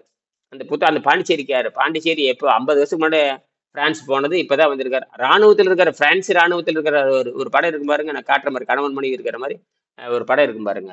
ஒரு மொட்டையார் காட்ட. என்ன வயசுன்னு கேட்டேன். உங்க வயசு 74. என் வயசு 65 66ன்னு சொன்னேன். சொல்லிட்டு எங்க இந்த பக்கம் வந்தீங்கன்னு, திடீர்னு நான் இங்கதான் பிறந்து வளர்ந்தேன், இப்ப பிரான்ஸ்ல இருக்கிற, பிரான்ஸ்ல ராணுவத்திலிருந்து ரிட்டையர்ட் ஆனவன் அப்படின்னாப்புல. இவங்க யாருன்னு, இவங்க நான் பிறந்து வளர்ந்ததே பாண்டிச்சேரி தான், இந்த இடத்துல தான் பிறந்தேன், இங்கே தான் வளர்ந்தேன், இப்பெல்லாம் பயங்கரமாக மாறிடுது, இந்த ஃப்ரெஞ்சு காலையில் எனக்கு தெரியும், அதனால திறந்துருந்தங்காட்டி உள்ளே வந்தேன், ரொம்ப நாள் ஆச்சு பார்க்கணும், அப்புறம் வணக்கம் அப்படின்னு பேசிட்டேன். அப்புறம் தான் அவர் சொன்னார், அப்புறம் தான் இது யோகம் என்ன கையில வச்சிருக்கு, இது வந்து உணவே இல்லாமல் நீர் மருத்துவம் அப்படி ஒன்று இருக்கானாரு. அதுதான் அதுதான் இப்போ உலகம் வர பரவிட்டுதுன்னு அப்போ இந்த புத்தகத்தை சொல்லும் பொழுது இது யோக முறைன்னு சொன்னேன். யோக முறைன்னு சொல்றீங்களா என்னன்னு கைகால அசைக்கிறதா அப்படின்னா, கைகால அசைக்கிறதுலாம் இல்லை அப்படின்னா, எங்க பிரான்சுக்காரிகள் பூரா கைகால அசைச்சிட்டு ஆட்டம் போடுறாங்களே அப்படின்னா, அது வேற இது வேற, அது யோகத்துல இன்னொரு பிரிவு தான். ஆனா நான் அந்த யோக பற்றி சேர்ந்தேங்க, சேர்ந்து திரும்பி வந்துட்டேன். ஏன் திரும்பி வந்துன்னு கேட்டா அவ பூரா இறைச்சி திங்கிறா அப்படின்ட்டாப்ல. அவர் சொல்லிட்டு எனக்கே தெரியுது. இறைச்சி திங்கிறவ வந்து எப்படிங்க ஆசனம் சொல்லி தர முடியும்? அதனால நான் போயிட்டு திரும்பி வந்துட்டேன். அப்ப இந்த புத்தகத்தை எனக்கு தமிழ் படிக்க தெரியாதுனாரு. நான் ஒன்றும் கவலைப்பட தேவையான அப்படியே ஸ்கிரீன்ஷாட் எடுங்க, அப்படியே பிரெஞ்சு மொழிக்கு மாத்திக்கங்க, பிரெஞ்சு தெரியும் அப்படின்னாரு. அப்ப மாத்திக்கங்க.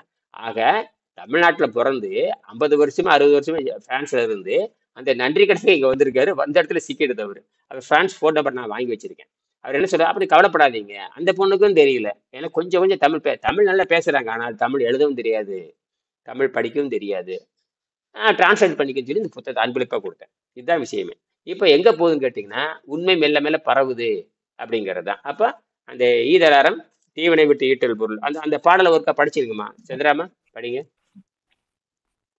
ஈதலாரம் தீவினை விட்டு ஈட்டல் பொருள், காதல் இருவர் ஈதலறம் தீவினை விட்டு ஈட்டல் பொருள், காதல் இருவர் கருத்து ஒருமித்து ஆதரப்பட்டதே இன்பம், அரணை நினைந்து மூன்றும் விட்டதே பேரின்ப வீடு.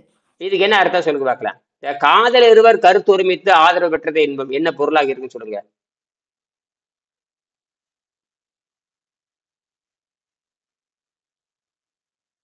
அவங்க 2 பேரும் நல்ல மியூச்சுவல் அண்டர்ஸ்டாண்டிங்கா இருக்காங்க, இருந்து வாழ்ந்தாங்கன்னா இன்பமா?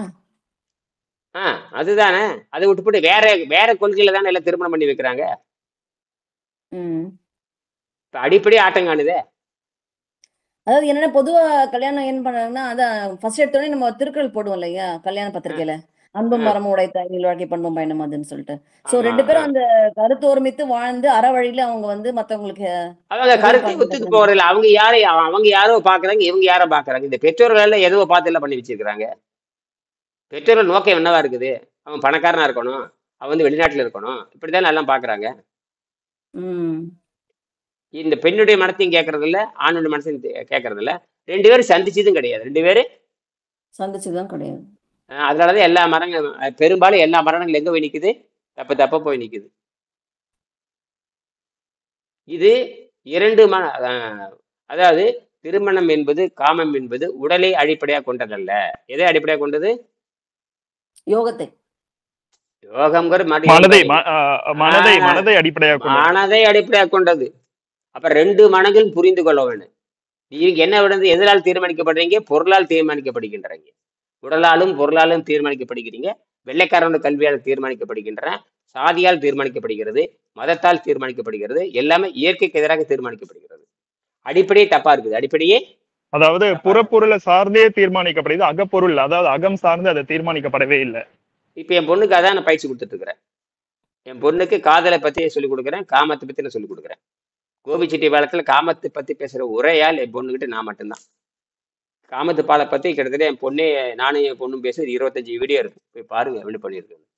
இப்படித்தான் காமம்னா என்ன, எப்படி காமம் வருது, ஏன் வேதியியல் மாற்றம் நிகழ்கிறது, ஏன் ஒரு வயசுல நீ படுக்கையில ஒரு வயசுல நீ வந்து சிறுநீர் ஒண்ணு கழிக்கிற, படுக்கையில நீ சிறுநீர் கழிக்கும் பொழுது அதே 10 வயசுல போய் கழிவுல கழிக்கிற நீ என் படுக்கையிலே கழிக்க வேண்டியதானே. அங்கதான் இயற்கை தன்மை, அங்கதான் ஒழுக்கம் வருது.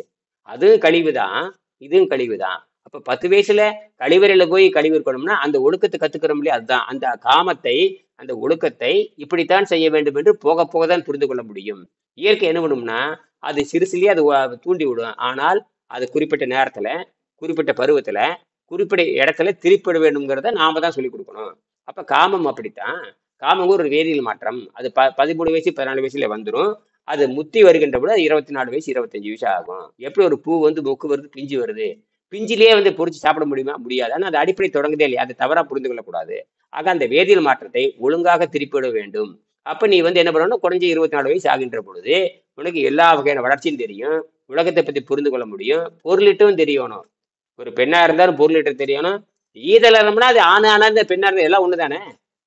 ஈதல் அறம்னா ஆணா இருந்தா என்ன, பெண்ணா இருந்தா என்ன. ஈட்டல் பொருளானா ஆணா இருந்தாலும் பெண்ணா இருந்தா என்ன. பொருள் ஈட்டுகன்னா யாருக்கு பொருந்தும்? பொருள் ஈட்டு நல்ல வழியில் பொருள் ஈட்டுக, நல்ல வழியில் நடந்துக்கன்னு ஆண் மட்டும்தான் நல்ல வழியில் நடந்துக்கணுமா? 2 பேரும். சரி. உண்டி சுருங்கின் உபாயம் பலவுல அப்படின்னு ஒருத்தர் எழுதி வச்சிருக்காரு. இந்த உண்டி சுருங்கின் உபாயம், அதாவது உண்டி சுருங்கின் பெண்டீர் கழகு அப்படின்னு எழுதி வச்சிருக்காங்க. அது என்ன, இப்ப உண்டி சுருங்கிற பெண்டீர் கழகுன்னா அடுத்த கேள்வி இன்னொரு கேள்வி வருமே இல்லையா? ஆமா, அது உண்டி என்ன சுருங்கின பெண்கள் உண்டி சுருங்கினால் பெண்களுக்கு அழகு. சரி, அப்ப பெண்கள் மட்டும் உண்டி சுருங்கினா போதுமா? உண்டி சுருகின் பெண்டீர் கழகு ஒரு வாக்கியம் இருக்கு. அடுத்துக்கு எதிரான வாக்கியம் அப்படி, அதுக்கு இன்னொரு வாக்கியம் எப்படி எடுக்கலாம்? உண்டி சுருகின் பெண்டீர் கழகு. சரியா? இல்லைங்க, அதுல ஏதோ பிழை இருக்க மாதிரி இருக்கு. அப்ப உண்டி சுருங்கின் மனிதருக்கு அழகுன்றது வேணா அது பொதுவான ஒரு ஏன் அது கொண்டு வரல? ஏன்னா பெண்களை வந்து ஒரு பொருளா மட்டுமாவே கன்சிடர் பண்ணிருக்காங்க அப்படின்றது புரியுது, அவ்வளவுதான். அப்ப அவங்களால உரைக்கணுமே இல்லையா? அவங்க மட்டும் கோவில் செல்லமா இருக்கணும் அப்படின்னு நினைக்கிறாங்க. அப்ப இவனை பன்னிக்குட்டிமா இருக்கணுமா? அப்ப ஆண்கள் அப்ப இதுக்கு என்ன பதில்? உண்டி சுருங்கின் உயிருக்கு அழகுன்னு சொல்லலாம். உண்டி சுருங்கின் உயிருக்கு அழகு, உண்டி சுருங்கு பொதுவில் அழகு, உண்டி சுருங்கின் மக்களுக்கு அழகுன்னு சொல்லிருக்கலாமே இல்லையா? அதைத்தான் திருமணம் சொல்லுவாரு. உண்டி சுருங்கி அழகு சொல்லிட்டாரு. உண்டி சுருங்கின் உபாயம் படவலம் ஒரே அடி பொது அடிச்சுட்டு போயிட்டாரு. என்னது, அங்கதான் அறிவாளிகள் செய்யற வேலை. இவன் உண்டி சுருங்கில் பெண்டீர் கழகல் எழுதி வச்சிருக்கான். ஆனால் திருமூலர் உண்டி சுருங்கின் உபாயம் படவல. உண்டி சுருங்கனா மிகப்பெரிய நன்மை உண்டாகும்னாரு. இவன் என்ன பண்ணிட்டான்? உண்டி சுருங்கின் பெண்டீர் கழகு. சரி, உண்டி சுருங்கின் பெண்டீர் கழகு நீ அப்ப நீ சுருங்க மாட்டியா? அந்த கேள்வி ஆண்கள் கேட்கணுமே இல்லையா? அப்ப அந்த காமம் சார்ந்து மட்டும்தான் அந்த பார்வை இருந்திருக்கு. அது உடைக்கிறத நம்ம வேலை. இனியனுடைய வேலை அது உடைக்கிறது தான். அப்ப ஆண்கள் ஏன் நிலைக்கவில்லை? அது மட்டும் இல்ல, ஒரு ஆண்கள் ஆதிக்கம் சமூகம் மாதிரி காமிச்சிருக்காங்கன்னு நினைக்கிறேன். இப்ப நான் என்ன பண்ணிருக்கேன்? முதல்ல இனியன் கத்துக்கணும், சமையல் கட்டுல நான் வெளியே வந்துட்டேன். எங்க வீட்டுக்காரி வர்றாலே இல்லையோ, சமையல் கட்டுறது நான் வெளியே வந்த மாதிரி பெண்கள் தான் சமையல் கட்டு இருந்து விடுதலை அடையணும். ஆனா நான் என்ன பண்ணிருக்கிறேன்?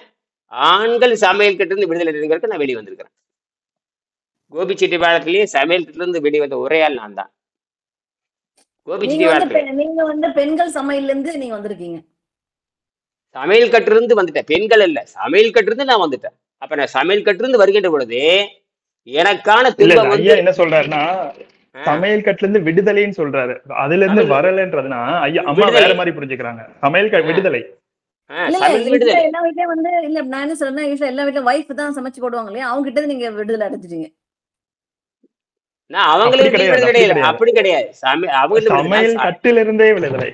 சமையல் கட்டிலிருந்தே விடுதலை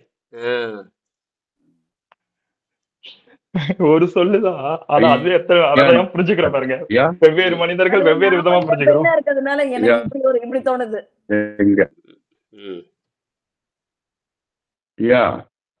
சொல்லுங்க. இல்ல, உங்க அலைவரிசை சரியில்லை. நீங்க பேசுங்க, விட்டுருங்க, வேற பேசுங்க. உங்க அலைவரிசை சரியில்லை, நீங்க பேசுங்க, நிறுத்துங்க. நீங்க பேசுங்க, அலைவரிசை சரியில்லை, நீங்க அலைவரிசை சரி பண்ணிட்டு வாங்க. பேசுங்க சந்திரா, பேசுங்க, யார் ஒருத்தர் பேசுங்க. அலைவரிசை சரியில்லை, விட்டுருங்க. அது நேரம் விரயமாகுதுங்க. ஏன் அலைவரிசையில நேரம் விரயமாகுது? இல்ல அதான் இப்போ அம்மா சொல்றதுன்னா, அப்போ அம்மா வந்து அந்த சமையல் கட்டிலே இருந்ததுனால அந்த பாயிண்ட்டுக்கு மீறி யோசிக்க முடியல. ஏன்னா மைண்ட் வந்து அங்கேயே ஸ்டக் ஆகி நிக்குது. இப்ப எல்லாருக்குமே அப்படிதான். அடிப்படை தப்பு. இப்ப எனக்கும் பாத்தீங்கன்னா இதுல வச்சு எப்படி காசு சம்பாதிக்கிறது அப்படின்னு பிளாங்க் ஆயிடுச்சு பாருங்க. மைண்ட யோசிக்கவே இல்ல. அதே மாதிரிதான். அதுக்கு பியாண்ட் யோசிக்க முடியாது. ஏன்னா நம்ம அதே இதுல ஸ்டக் ஆகி நின்னுடுவோம். அதனாலதான் அப்ப வந்து சமையல் கட்டுல இருந்து நான் விடுதலை அடையும் பொழுது ஏன் பெண்கள் சமையல் கட்டுல இருந்து விடுதலை அடையல? இப்ப நான் என் துணைவார்த்தை கேட்பேன், கேட்க மாட்டேன். வாழ்க்கையில இருந்து நீ தெரிஞ்சுக்கணும் இல்லையா? கேட்கணுங்கிற அவசியமே இல்லை. பார்த்து கத்துக்க வேண்டியதுதான்.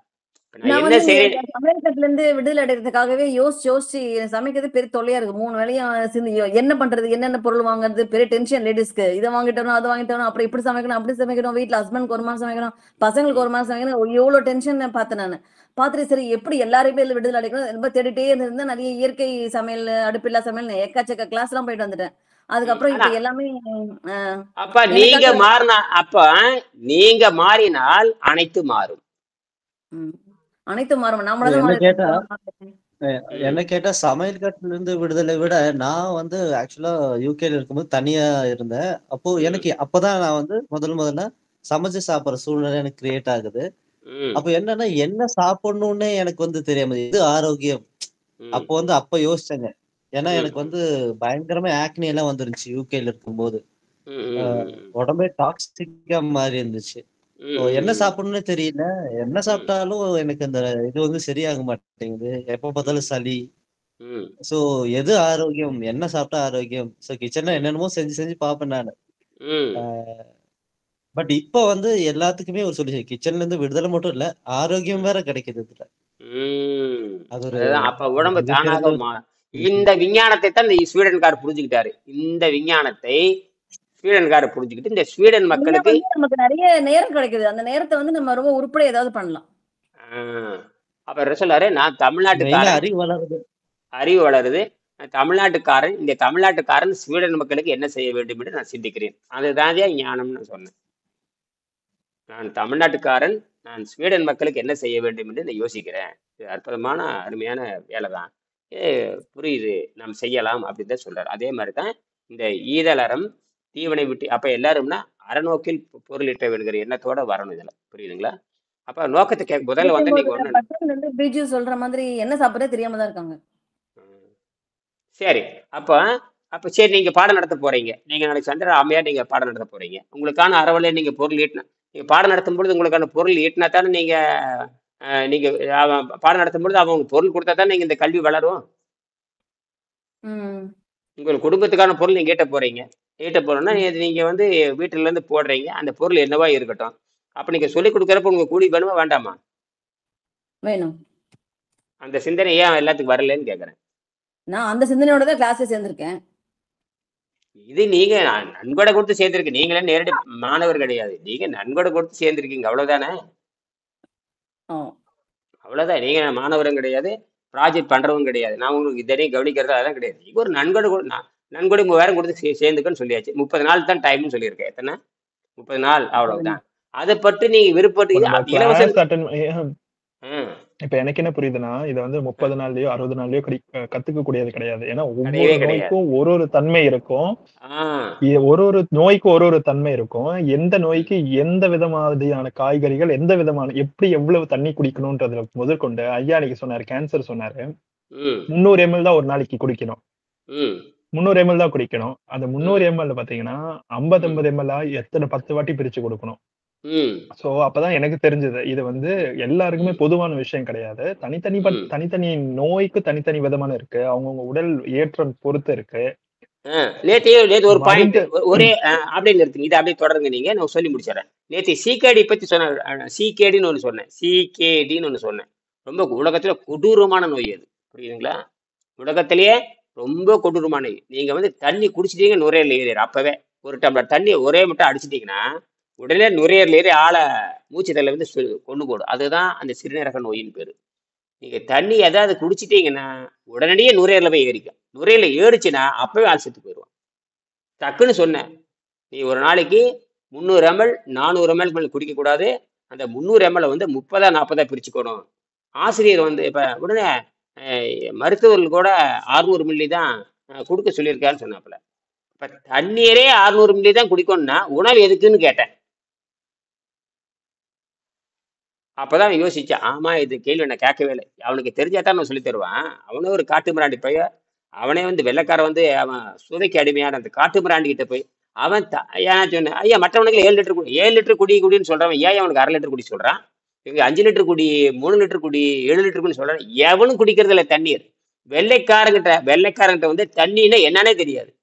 தண்ணி அங்க ஓடுது இங்க ஓடுது, அது வந்து வேக்கம் கிரியேட் பண்ண, அது வந்து இன்ஜின் ஓட்டலான்னு தெரியுமே தவிர வாய்க்குல கூட நம்ம இன்ஜின் ஓடுன்னு அந்த முண்டத்துக்கு தெரியாது. எந்த முண்டத்துக்கு தெரியாது?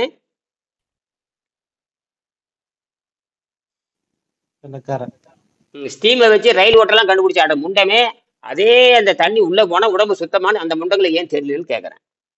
அந்த முண்டம் அதான் சொன்னேன், அந்த முண்டம் சொல்றதை நீங்க கேட்குறீங்களே. அடுத்த கேள்வி கேட்டேன், அந்த சிகேடி. இப்ப நீங்க வந்து திருலோக சேர்ந்து தொடரலாம், இதான் விஷயமே. அப்ப நான் சொன்னேன், தண்ணீரே 1/2 லிட்டர் போதுன்னு சொல்றவன் உணவு எதுக்குன்னு நான் கேட்டேன். நான் அந்த தண்ணீர் கூட குறைச்சேன். 1/2 லிட்டர் நோய் சொல்லுங்க, இப்ப பேசுங்க. நோய் எத்தன்மையானது. நோய்க்கு வந்து 3 தன்மை இருக்கிறது. அதாவது அதுக்கு ஆமா. ஒரு தீவிரத்தன்மை இருக்கு. அது ம் எந்த ஸ்டேஜ்ல இருக்கு. ஃபார் எக்ஸாம்பிள் ம் இப்ப கேன்சர் ஸ்டேஜ் 1, ஸ்டேஜ் 2, ஸ்டேஜ் 3 சொல்றோம் இல்லையா? ஆமா. எந்த ஸ்டேஜுக்கு எப்படி அந்த உணவு முறையை கொடுக்கறது. இப்ப நம்ம உணவு முறை வந்து பாத்தீங்கன்னா, இப்ப எல்லாமே என்னென்ன சாப்பிடலாம்னு சொல்லியிருக்காங்க. நீங்க ம் அக்கார்டிங் டு நம்ம கிளாஸ் வரும்போது அந்த 2 நாள்ல ம் ம் ம் ம் அந்த நாலேஜ வச்சுக்கிட்டு நம்ம நேரடி ஹோல் நேரடி லைஃபுமே வகுப்பு. கடக்க முடியாது. ஆமா ஆமா. நேரடி நேரடி வகுப்புல வகுப்பு. கூட 2 நாள் தான் நமக்கு பயிற்சி ஜாயின் இருக்கும். பண்றேன். இது ஆ, ஆ. பாத்தீங்கன்னா வச்சுக்கோங்களேன், நீங்க குருகுல கல்வி பாத்தீங்கன்னா, கிட்டத்தட்ட எனக்கு தெரிஞ்சு பாத்தீங்கன்னா, மினிமம் 4 ம் to 5 இயர்ஸ் கூடவே டிராவல் பண்ணணும். இல்லாட்டி நீங்க ஒண்ணு சொல்லியிருக்கீங்க. இது ஞாபகம் இருக்கு என்கிட்ட. ஆ, 1 இயர் கூடவே இருந்து படிச்சாதான் இது ஃபுல்லாவே கத்துக்க முடியும். டே இன் ஆமா. அண்ட் டே அவுட் ம் ம் கூடவே டிராவல் பண்ணணும். அப்பதான் ஒரு ஆசிரியரா 1 வருஷம் கழிச்சோ 2 இப்ப அப்படின்னா பிடெக் அந்த நீங்க சொல்றோம் மாணவனுக்கு இல்லையா? அந்த புரியுது. அப்படியே அந்த மாணவனுக்கு பொருள் வசதி இருந்தால் கத்துக்கொள்ள முடியும். அந்த மாணவனுக்கு பொருள் வசதி இருக்கணும். அந்த மாணவனுக்கு என்ன இருக்கணும்? பொருள் வசதி இருக்கணும், இட வசதி இருக்கணும். 2 இருந்ததை கத்துக்கொள்ள முடியும். ஒன்னா குறைஞ்ச வச்சு பொருள் வசதியாக இருக்கணும். என்னது? பொருள் இல்லாத இதுல கற்றுக்கொள்ள பொருள் இல்லாதவனுக்கு வராது. வள்ளுவர் சொல்றார், பொருள் இல்லைன்னா இங்க எதையுமே கற்றுக்கொள்ள முடியாது. அருள் இல்லைன்னா அதையும் கற்றுக்கொள்ள முடியாது. அப்ப பொருளும் நீங்க இருக்க வேண்டும். பொருளை விட்டாதான் எது கிடைக்கும் தெரியுமா? பொருளை விட்டால் என்ன கிடைக்கும்? ஞானம் கிடைக்கும். பொ- ஆ? அருள் அருள் ஆ, கிடைக்கும். அருள் கிடைக்கும். அவங்க கரெக்டா அடிக்கிறாங்க பாருங்க. பொருள் கொடுத்தா என்ன கிடைக்கும்? ஞானம் கிடைக்கும். நல்லா சரியா சார். எதுக்கு முனையோட சொல்லிக்க சொன்னீங்க? என்ன சொன்னீங்க? பிஜி என்ன சொன்னீங்க? அருள் ஆ, கிடைக்கும். பொருள் அதுதான் சரி. பொருள் கொடுத்தா அருள் கிடைக்கும். அருள் கொடுத்தா பொருள் விட்டாதான் ஒண்ணு விட்டாதான் ஒண்ணு கிடைக்குங்கய்யா. அதான் கரெக்ட். அதான் சரி. அப்ப இங்க 2 தான். பொருள், அருள். அருள், பொருள். அருளை விட்டா பொருள் கிடைக்கும், பொருளை விட்டா அருள் கிடைக்கும். அருளை கொடுக்குற பொருள் வருது இல்ல. பாரு, ஒருத்தர் வந்து எனக்கு ஒரு 50,000 பொருள் வாங்கி கொடுத்துட்டாரு இல்லையா? இதே ஜிபி இது இந்த இந்த செய்தியை வந்து யாருக்கு போச்சு, இந்த யாருக்கு சொல்றேன்னு உங்களுக்கு தெரிஞ்சிருக்குன்னு நினைக்கிறேன். இவர் தான் வாங்கி கொடுத்தாரு. புரியுதா? பொருள் தான் நம்ம கருமானியெல்லாம் சுமந்துகிட்டு இருக்கு. அதுக்கு அப்ப அந்த பொருளை வந்து நல்லதுக்கு செலவு பண்ணணுங்கிறதா விஷயமே. என்னது? அந்த அப்ப எது நல்லது, எந்த நல்லதுக்கு செலவு பண்ணுவீங்க? இப்ப நீங்க கூலி வேலைக்கு போறவங்க இருப்பீங்க, அரசு வேலைக்கு போறவங்க இருப்பாங்க, சொந்தமா சம்பாதிக்க இருப்பீங்க, ஒரு கமிஷன் ஏஜென்டா இருப்பீங்க, ஒரு வட்டி கடை வச்சிருப்பீங்க. எப்படியோ பொருள் சம்பாதிக்கிறது எல்லாமே அரசாங்க விதிகளுக்கு உட்பட்டு தான் வருது. அந்த பணத்தை நீங்க எப்படி நல்ல வழியில் செலவு பண்ணுவீங்க? கருமாதி பண்றதும் தப்பு, கல்யாணம் பண்றதும் தப்பு. அப்புறம் 10 லட்சம் போட்டு கேட்பான். நான் மாப்பிள்ளைக்கு 10 லட்சம் செலவு பண்ணேன், என் பேர பிள்ளைக்கு வந்து 20 லட்சம் போட்டு காது குத்தினதுல எவ்வளவு ஒரு முட்டாள்தனம். அப்ப நீங்க ஈட்டிய பொருளை அறவழியில் செலவு செய்கின்ற அர்த்தம். என்னது? அப்பதான் இந்த உலகம். வள்ளுவர் அப்படிதான் சொல்றாரு. அறத்தான் வருவதே இன்பம்ங்கிறாரு. அது மட்டும் இல்ல, அறவழியில் பொருள் ஈட்ட வேண்டும், அறவழியில் செலவு செய்யும் வள்ளுவர் சொல்றாரு. ஒரு பொருள் ஈட்டி விட்டால் அந்த பொருள் அது தீமைக்கு மாறிடும். தீமைக்கு அதாவது ஏற்கனவே சொல்லியிருக்க, நன்மை போல் தீமை. நீ பணம் சேர்த்திட்டீனாவே அது தீமைக்கு போயிரும். ஆக தீமைக்கு போயறதுக்கு முன்னாண்ட நல்ல வழியில திருப்பிடுன்னு அடிச்சு விட்டாரு அவரு. இதுக்கு ஒரு குரல் எழுதியிருக்காரு அவரு. பொருள் வரும், அந்த பொருள் வந்துட்டா அது பெரும்பாலும் தீமைதான் செய்யுங்கிறாரு. பொருள்னாவே தீமை தான், அதுக்கு அர்த்தமே. அந்த பொருள் வரும், அப்படி வந்து தீமைக்கு தான் போகும். நீங்க உடனே என்ன பண்றீங்க? நல்லபடிக்கு திருப்பி விடுங்கன்றாரு. அதனாலதான் அருட்செல்வ மகாலிங்க என்ன பண்ணாரு? கோடிக்கணக்கில் பணம் சம்பாதிச்சு. அவர் சாராய கம்பெனி 4-5 இருக்குது. என்னது? அருட்செல்வ மகாலிங்கம், ஏபிடி மகாலிங்கம், சக்தி சுகர் மகாலிங்கம், பல கோடி ரூபாய் சம்பாதிக்கிறவர். சாராய தொழில் வந்து அருவருப்பான தொழில் தான் தெரியும். சரி, தீய வழியில் சம்பாரிச்சு நல்ல வழியில் செலவு பண்ணார். தீய வழியில் சம்பாரிச்சு அவர் பல தொழில் இருக்குது. அதுல ஒண்ணு சாராய தொழில். சிவா டிஸ்டிலரி உலக புகழ் பெற்றது. சவுத் இந்தியால சிவா டிஸ்டிலரிஸ்னா தடி, எல்லா சாராயம் அங்கிருந்து தான் போகுது. பேரு தான் வேற. எல்லா கம்பெனிகளும் டைப் பண்ணிட்டு அங்கிருந்து வாங்கிட்டு இருக்கானுங்க எல்லாருமே. புரியுதா? ஆக அந்த தீமை போல் நன்மை. அப்ப நீங்க ஈட்டுகின்ற பொருளை அறவழியில் செலவு செய்ய வேண்டும். அப்பதான் நீங்க உலகத்துக்கு எடுத்துட்டு போக முடியும். இதுல யார் ஆசிரியரா மாறுறாங்களோ அவங்களுக்கு எந்த வகையான மாயம் இருக்கக்கூடாது. அப்படின்னா அப்ப இந்த மாயை இப்பவே நான் உடைச்சிடணும். அந்த மாயை என்ன பண்ணணும்? இனியன் இப்பவே உடைக்கணும். சரியா? அடுத்தது இப்ப படிங்க, இருக்க படிங்க. இந்த காமத்தையும் புரிஞ்சுக்கணும். இப்ப என் பொண்ணுக்கு, சின்ன பொண்ணுக்கு நான் பாடம் நடத்திட்டேன். இப்ப சின்ன பொண்ணுக்கு பாடம் நடத்திட்டேன், என் பெரிய பொண்ணுக்கு பாடம் நடத்தியாச்சு. என்னுடைய திருமணமே ₹1 செலவு தான். என் பொண்ணுடைய திருமண செலவு. இதுக்கு அந்த செலவு கூட கிடையாது. ஒரு மாங்கொட்டை வாங்கி நான் 100 சென்ட் இடத்துல வச்சிருக்கிறேன். அங்க மாங்கொட்டை வாங்கி அந்த தண்ணி ஊத்திட்டு போயிருந்தேன் நான். என்னது? அதுதான் அடையாளம். என்ன ஸ்ரீதர்?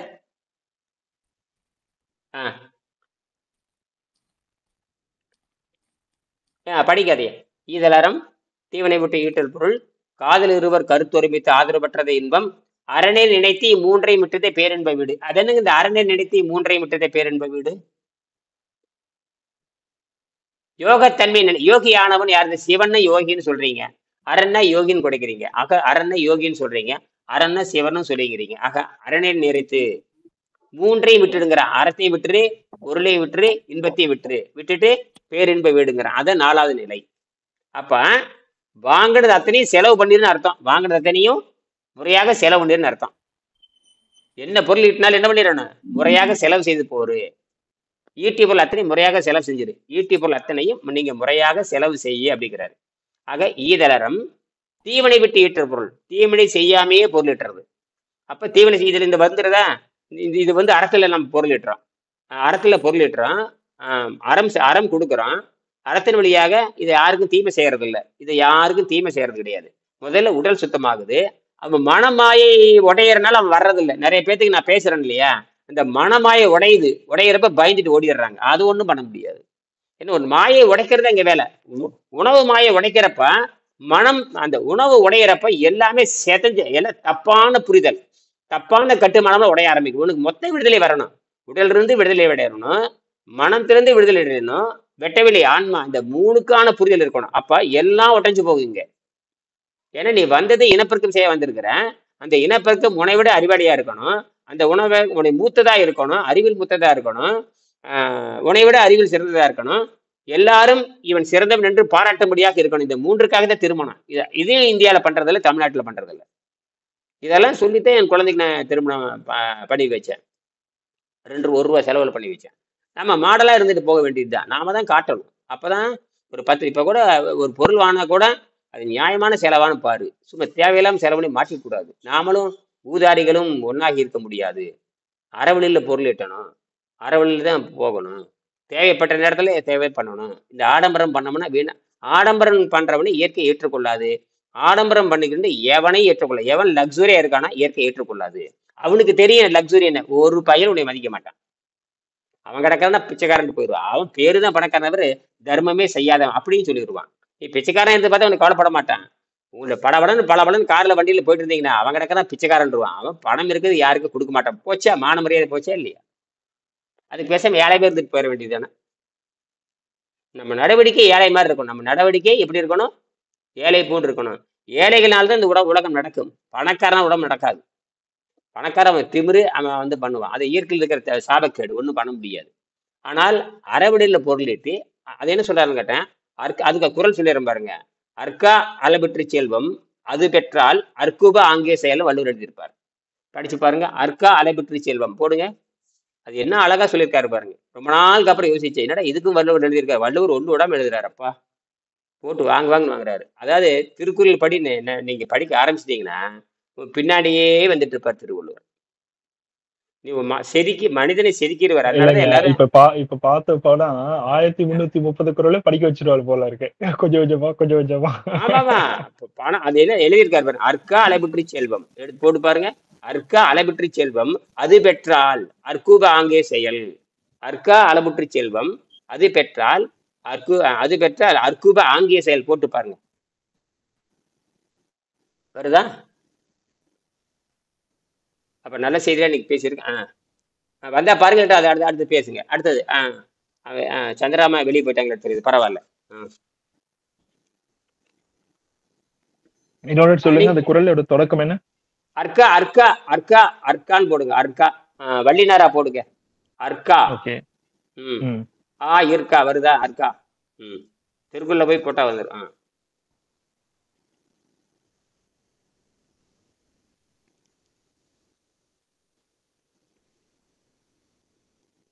அர்க்கா அர்க்குப.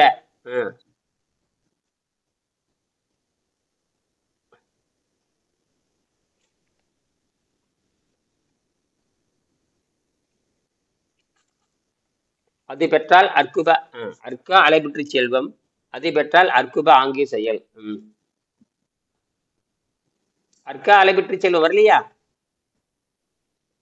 இருங்க ஐயா பாத்துட்டு இருக்கேன். அர்க்க அலை அலைபிற்று செல்வம், அலைபிற்று செல்வம், அர்க்கா அலைபிற்று, அர்க்கா அலைபிற்று செல்வம் போடுங்க, வந்துருவேன். அரைங்குறிமா போட்டு எடுத்து வந்துருவேன்.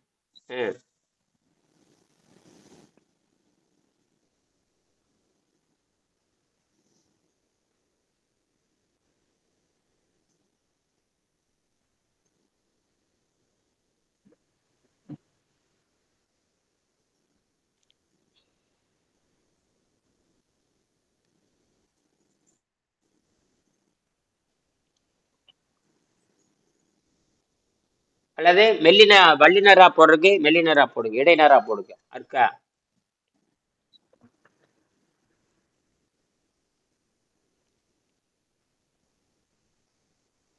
அர்க்க அறியப்படாத திருக்குறளை விளக்கமாக கேட்கிறீர்களா? ஆமா நான் இது ChatGPT-ல போட்டேன். அர்க்க அறியப்படாத, அதுல போகாதீங்க. அதுல போனா அது ஒரு அளவும் தெரியாது. அது இலக்கியம்லாம் கேட்டது அது இலக்கியத்துல கேட்காதீங்க. அதுக்கு அறிவே இல்லைன்னு தெரிஞ்சு. வேற சயின்ஸா கேட்டா சொல்லும் போது இலக்கியத்தை கேட்டா அதுக்கு என்ன சம்மந்தம்? அதெல்லாம் தேடவே தெரியாது. தப்பா எழுதி கொடுக்குது. ChatGPT போகாது. சில நேரத்துல ChatGPT வரும், பெரும்பாலும் அது வராது. நீங்க வெப்சைட்ல போய் சும்மா கூகுள்ல போய் அர்க்கான்னு போட்டா வந்துரும் பாருங்க. நான் போட்டு எடுத்துட்டா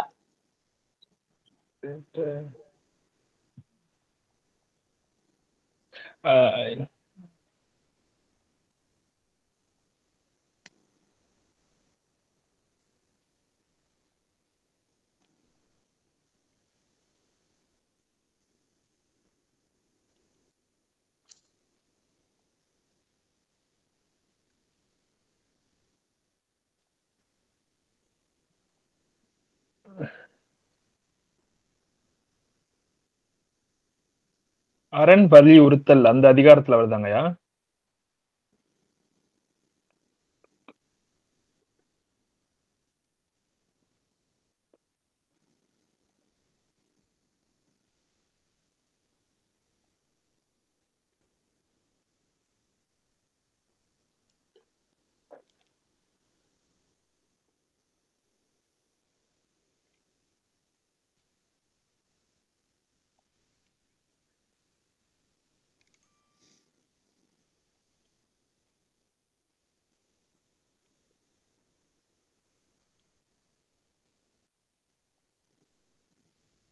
அது என்ன அதிகாரத்துல வருதுங்க? அதான் நானும் பாத்துட்டு இருக்கேன். அர்க்க அளபீற்றும் தானே சொல்றாரு ஐயா? அர்க்க அளபீற்றும். அதிகாரம் தெரிஞ்சா அதிகாரம் இதுல வச்சு பார்க்கலாம்.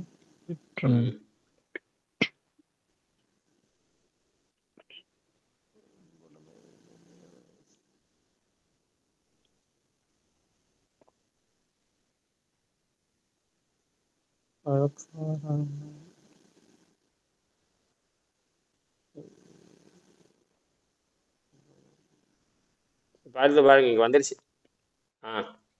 எடுத்தாச்சு பாருங்க.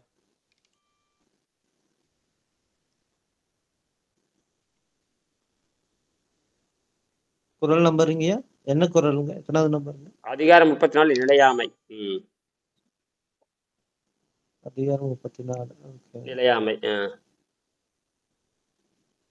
அதிகாரம் 30 அர்க்கா அலைபிட்டு செல்லும் அதிபற்றல் அர்க்கு பாங்கே செயல். அர்க்கா இருக்கா அர்க்கான்னு போட்டு பாருங்க. 333 குறள். அர்க்கா இயல்புற்று செல்வம் அதிபற்றல் அர்க்கு பாங்கே செயல். நிலையாமை, அன்ஸ்டேபிலிட்டிங்கிறாரு. தலைப்பே நிலையாமை. எவ்வளவு அழகா எழுதியிருக்காரு பாருங்க. திருவுள்ள நீங்க வச்சிருக்காரு பாருங்க. அன்ஸ்டேபிலிட்டி. இது என்ன அதிகாரம்? 30 நிலையாமை 34வது அதிகாரம் 34 எடுங்க. அதிகாரம் 34 33 குறள். எடுத்தாச்சு. எடுத்து கொடுத்துட்டு அப்புறம் என்ன? நம்மை வந்தடையாம அலைபட்டு. செல்வம் நிலைக்காத இயல்பை உடையது. அத்தகைய செல்வத்தை பெற்று அப்போதே நிலையான அறங்களை செய்ய வேண்டும். அப்படி யாராவது செய்யறமான்னு பாருங்க. அது அந்த செல்வம் நிலைத்திருக்க செய்யற செயல் வந்து வளர வேண்டும். நீங்க செலவு பண்ணீங்கன்னா அது வளரணும். நீ செலவு செஞ்சீங்கன்னா இன்புட் கொடுத்தீங்கன்னா அது அவுட்புட் வரணும், அது வளரணும். கோயில்ல கொண்டு உண்டியில போட்டீங்கன்னா குசுபாத்தான் போகுமே தவிர எதுக்கும் பயன்படாது. அதுக்கு பேசாம ஒரு விதையை வாங்கி ஒரு 10 ரூபாய்க்கு கோயில உண்டியில போட்டு அது குசுபாத்தான் போகுமே தவிர அது ஒண்ணுக்கு ஆகாது. விவரமாத்த குசு போடுறதுக்கு தான் பணமே கேட்கறான். நீங்க என்ன பண்றீங்க? அது பேசாம ஒரு 10 ரூபாய்க்கு ஒரு பணங்கொட்டையை வாங்கி பூமியில போட்டு தண்ணி ஊற்றினா அது வந்து 100 வருஷத்துக்கு நிற்கும். எப்பவுமே வந்து இந்த உண்டியல போடுறதை நிறுத்துங்க, புரியுதா? காட்டு மிராண்டிகள் தான் உண்டியல் போடுவாங்க, காட்டு மிராண்டிகள். காரணம் இந்த பணத்தை கொண்டு எங்க போறதுன்னு தெரியல. அந்த பணக்காரன் போற திருடுறது, திருடி கொண்டு 1 கோடி கொண்டு இவருக்கு பாலாஜிக்கு போய் கொடுத்துட்டு வந்துடுறது. இந்த பாலாஜி திருடனா சேர்த்திடுறது, இவனுடைய திருட்டுல அவனையும் சேர்த்திக்கிறது. யாரையும் எங்களாஜி பதிலையும் இந்த திருட்டுக்கு கூட்டாளியே சேர்த்திக்கிறது. இந்த திருடுற முறை எங்கடா கொண்டு போடுறான்னு பாத்தீங்கன்னா, கடவுளையும் பங்குதாரா மாத்திடுறது. அப்ப சாமி நான் 100 ரூபாய் திருடிட்டேன், அதேதான் அதேதான் இதேதான் இதுதான் எல்லா திருட்டு பயலுக்கும் பண்றது. ஆனா அப்படியெல்லாம் சொல்லவே இல்லை யாருமே. அப்ப வள்ளுவர் என்ன சொல்றாருன்னா, அற்கா அளவை ஈற்று செல்வம் அது பெற்றால் அது நிலையாமையில வச்சிருக்காரு பாருங்க, அன்ஸ்டேபிலிட்டி. அதுக்கு பேர் அன்சர்டனிட்டி தியரின்னு பேர். அன்சர்டனிட்டின்னு போடுங்க. அன்சர்டனிட்டி, செர்டனிட்டி அப்படின்னா நிச்சயம், செர்டனிட்டி அப்படிம்பாங்க. அன்சர்டனிட்டி என்ன அர்த்தம்? நிலை இல்லாமை. அன்சர்டனிட்டி வச்சிருக்காரு. அப்ப செஞ்சு பார்த்தா தான் அது கண்டுபிடிக்க முடியும். அதை தான் ஹைசன்பர்க் சொன்னாரு. ஹைசன்பர்க் பெரிய விஞ்ஞானி. அவர் தான் இந்த குவாண்டம் பிசிக்ஸ், நிறைய பேர் குவாண்டம் பிசிக்ஸ்ல வந்துட்டாங்க. அதெல்லாம் அதாவது இந்த நிலையாம செஞ்சு பார்த்தா தான் கண்டுபிடிக்க முடியும். இப்ப நீங்க செஞ்சு பார்த்தா தானே அந்த வருது. இந்த செஞ்சு பார்க்காம நிச்சயமற்ற தன்மை, கரெக்டா சொல், நிச்சயமற்ற, அதான் நிலையாமை நிச்சயமற்ற தன்மை, இதுதான். அப்ப வாழ்க்கையே நிலையாமை, வாழ்க்கையே நிச்சயமற்ற தன்மை, அப்ப ரெண்டும் கலந்த தன்மையை அப்ப நியூட்ரலை வச்சுக்கோ அப்படிங்கிறாரு. இதுதான் அந்த விஷயமே. அப்ப அற்கா அளவுற்று செல்வம் அது பெற்றால் அற்கு பாங்கே செயல். அற்கா அப்படின்னா இதுதான் விழுது, அதுக்கு நிலையாததுன்னு பேரு. அப்ப அந்த நிலையான செல்வத்தை அது அதான் அழிந்து போற செல்வம்னு அர்த்தம். அப்ப உதாரணத்துக்கு ஒரு விதை வாங்கி போடுறீங்க, விதை வாங்கி போட்டா அது அழியாம வளர்ந்துட்டே இருக்குமே. நீங்க காப்பி குடிச்சா முடிஞ்சு போச்சு, நீயும் சேர்த்த எல்லாம் சேர்த்தா முடிஞ்சு போச்சு. பேண்டு தின்னு மண்ணு போட்டு போயிருக்கிறது வரை எந்த நன்மையும் கிடையாது. அது ஒரு விதை வாங்கி போட்டீங்கன்னா இப்படி நடக்குமே இல்லையா? அந்த மாதிரி ஒரு விதை மாதிரி இருக்கணும். இந்த விதை என்னாகும், இன்னொரு விதையை போட்டே போகும். இயற்கை எப்பவுமே பெருக்கிட்டே போகும். ஒரு பக்கம் இயற்கை பெருக்கிட்டே போகும், ஒரு பக்கம் மொத்தமா கடல் கோள் வந்து மொத்தமா உலகத்தையே அழிச்சிடும். ஒரு பக்கம் இயற்கை கஷ்டப்பட்டு உயிர்களை பெருக்கிட்டே போகும், ஒரே நல்ல டபார்னு சுனாமி வந்து 10 லட்சம் ஒரே அடி அடிச்சுட்டு போயிடும். அப்ப இதுதான் ரொம்ப கொடூரமான சிந்தனை. 2024 உலகமே அசைந்து போச்சு. இப்படி ஒண்ணு கடல் கோள் இருக்குமா அப்படிலாம் கற்பனை, விஞ்ஞானிகள் கற்பனையை பேசுறது, கடல் கோள் மேல வரும் அது கீழே போகும் அப்படின்னு சொல்லிட்டு இருந்த பூரா 2024 உலகமே நடுங்கி போய்விட்டது, உலகமே. அப்ப தமிழர்கள் தெளிவு எழுதி வச்சிருக்கிறாங்க. தமிழர்கள் வந்து கடல் கோளால் வந்து குமரி கண்டம் காணாமல் போனது, குமரிக்கோடும் கொடுங்கோல் பன்மலை அடுக்கத்து குமரிக்கோடும் கொடுங்கோல் கொல்ல அப்படிங்கிறாரு. திருச்செங்கோடு, கோடுனாவே மலைன்னு அர்த்தம். நீங்க பாரு பாலக்கோடு, கேரளால பாத்தீங்கன்னா எங்க பாரு கோடுன்னு பூரா மலைப்பகுதி. அது அதனால மலையாளம்னு பேரு. மலைகள் சூழ்ந்த பகுதி மலையாளம், மலைகள் சூழ்ந்த பகுதி மலையாளம். அது கடலும் கடல் சார்ந்த இடமா இருக்கும், பக்கத்தால கடல் இருக்கும் மலையும் இருக்கும். ஆக குமரிக்கோடும் கொடுங்கோல் கொல்ல, குமரிக்கோடும் கொடுங்கோல் கொல்ல பகுருளை ஆற்றுடன் பன்மலை அடுக்கம்ங்கிறாரு. பகுருளை ஆற்றுடன் பன்மலை அடுக்கும் குமரிக்கோடும் கொடுங்கோல் கொல்ல, அது கன்னியாகுமரி சொல்றாரு. அதான் இன்னைக்கும் இந்த குமரிங்கிற பேர் எச்சி நிக்குது, தொக்கி நிக்குது. இந்த தென்குமரிங்கிறான், கன்னியாகுமரிங்கிறான். குமரிங்கிற சொல்லு இருந்துகிட்டே வருது. இந்த குமரிங்கிற சொல்லு உலகம் பூரா இருக்குது. குமரிங்கிற சொல்லு கேப் குமரின்னு ஒரு இடம் இருக்குது. இங்க ஆப்பிரிக்காவில் கேப் குமரின், என்னது கேப் கொமரைன் அப்படிங்கிறது, கொமரைன் கேப் கொமரைன் ஒரு இடம் இருக்குது ஆப்பிரிக்காவில். கேப் கொமரைன் போட்டு பாருங்க, கேப் கொமரைன் போட்டு பாருங்க, ஆப்பிரிக்கால ஒரு இடம் வரும். கேப் கொமரைன் இருக்கு. அது எங்கடா வருதுன்னு பாத்தீங்கன்னா அது சுருங்கி கன்னியாகுமரி மாறுது. கன்னியாகுமரியுடைய திருப்பி தான் கேப் கொமரைன், புரியுதா? ஆமா, அது நம்ம தமிழ்நாடு இந்த கேரளா சைட்ல வந்து அப்படியே ஒட்டி இருந்துச்சு ஆப்பிரிக்கா கிட்ட. அது அப்படியே அண்டா வந்து புரியும் போது அதனால ஆப்பிரிக்காலே தமிழர்கள் அங்கேயும் இருக்கிறாங்க, தமிழர்கள் அங்கேயும் இருக்கிறாங்க அப்படிங்கறத விஷயம். ரொம்ப நல்லது. மீண்டும் நாம் மாலை 4:30 மணிக்கு சந்திப்போம். நன்றி, வணக்கம்.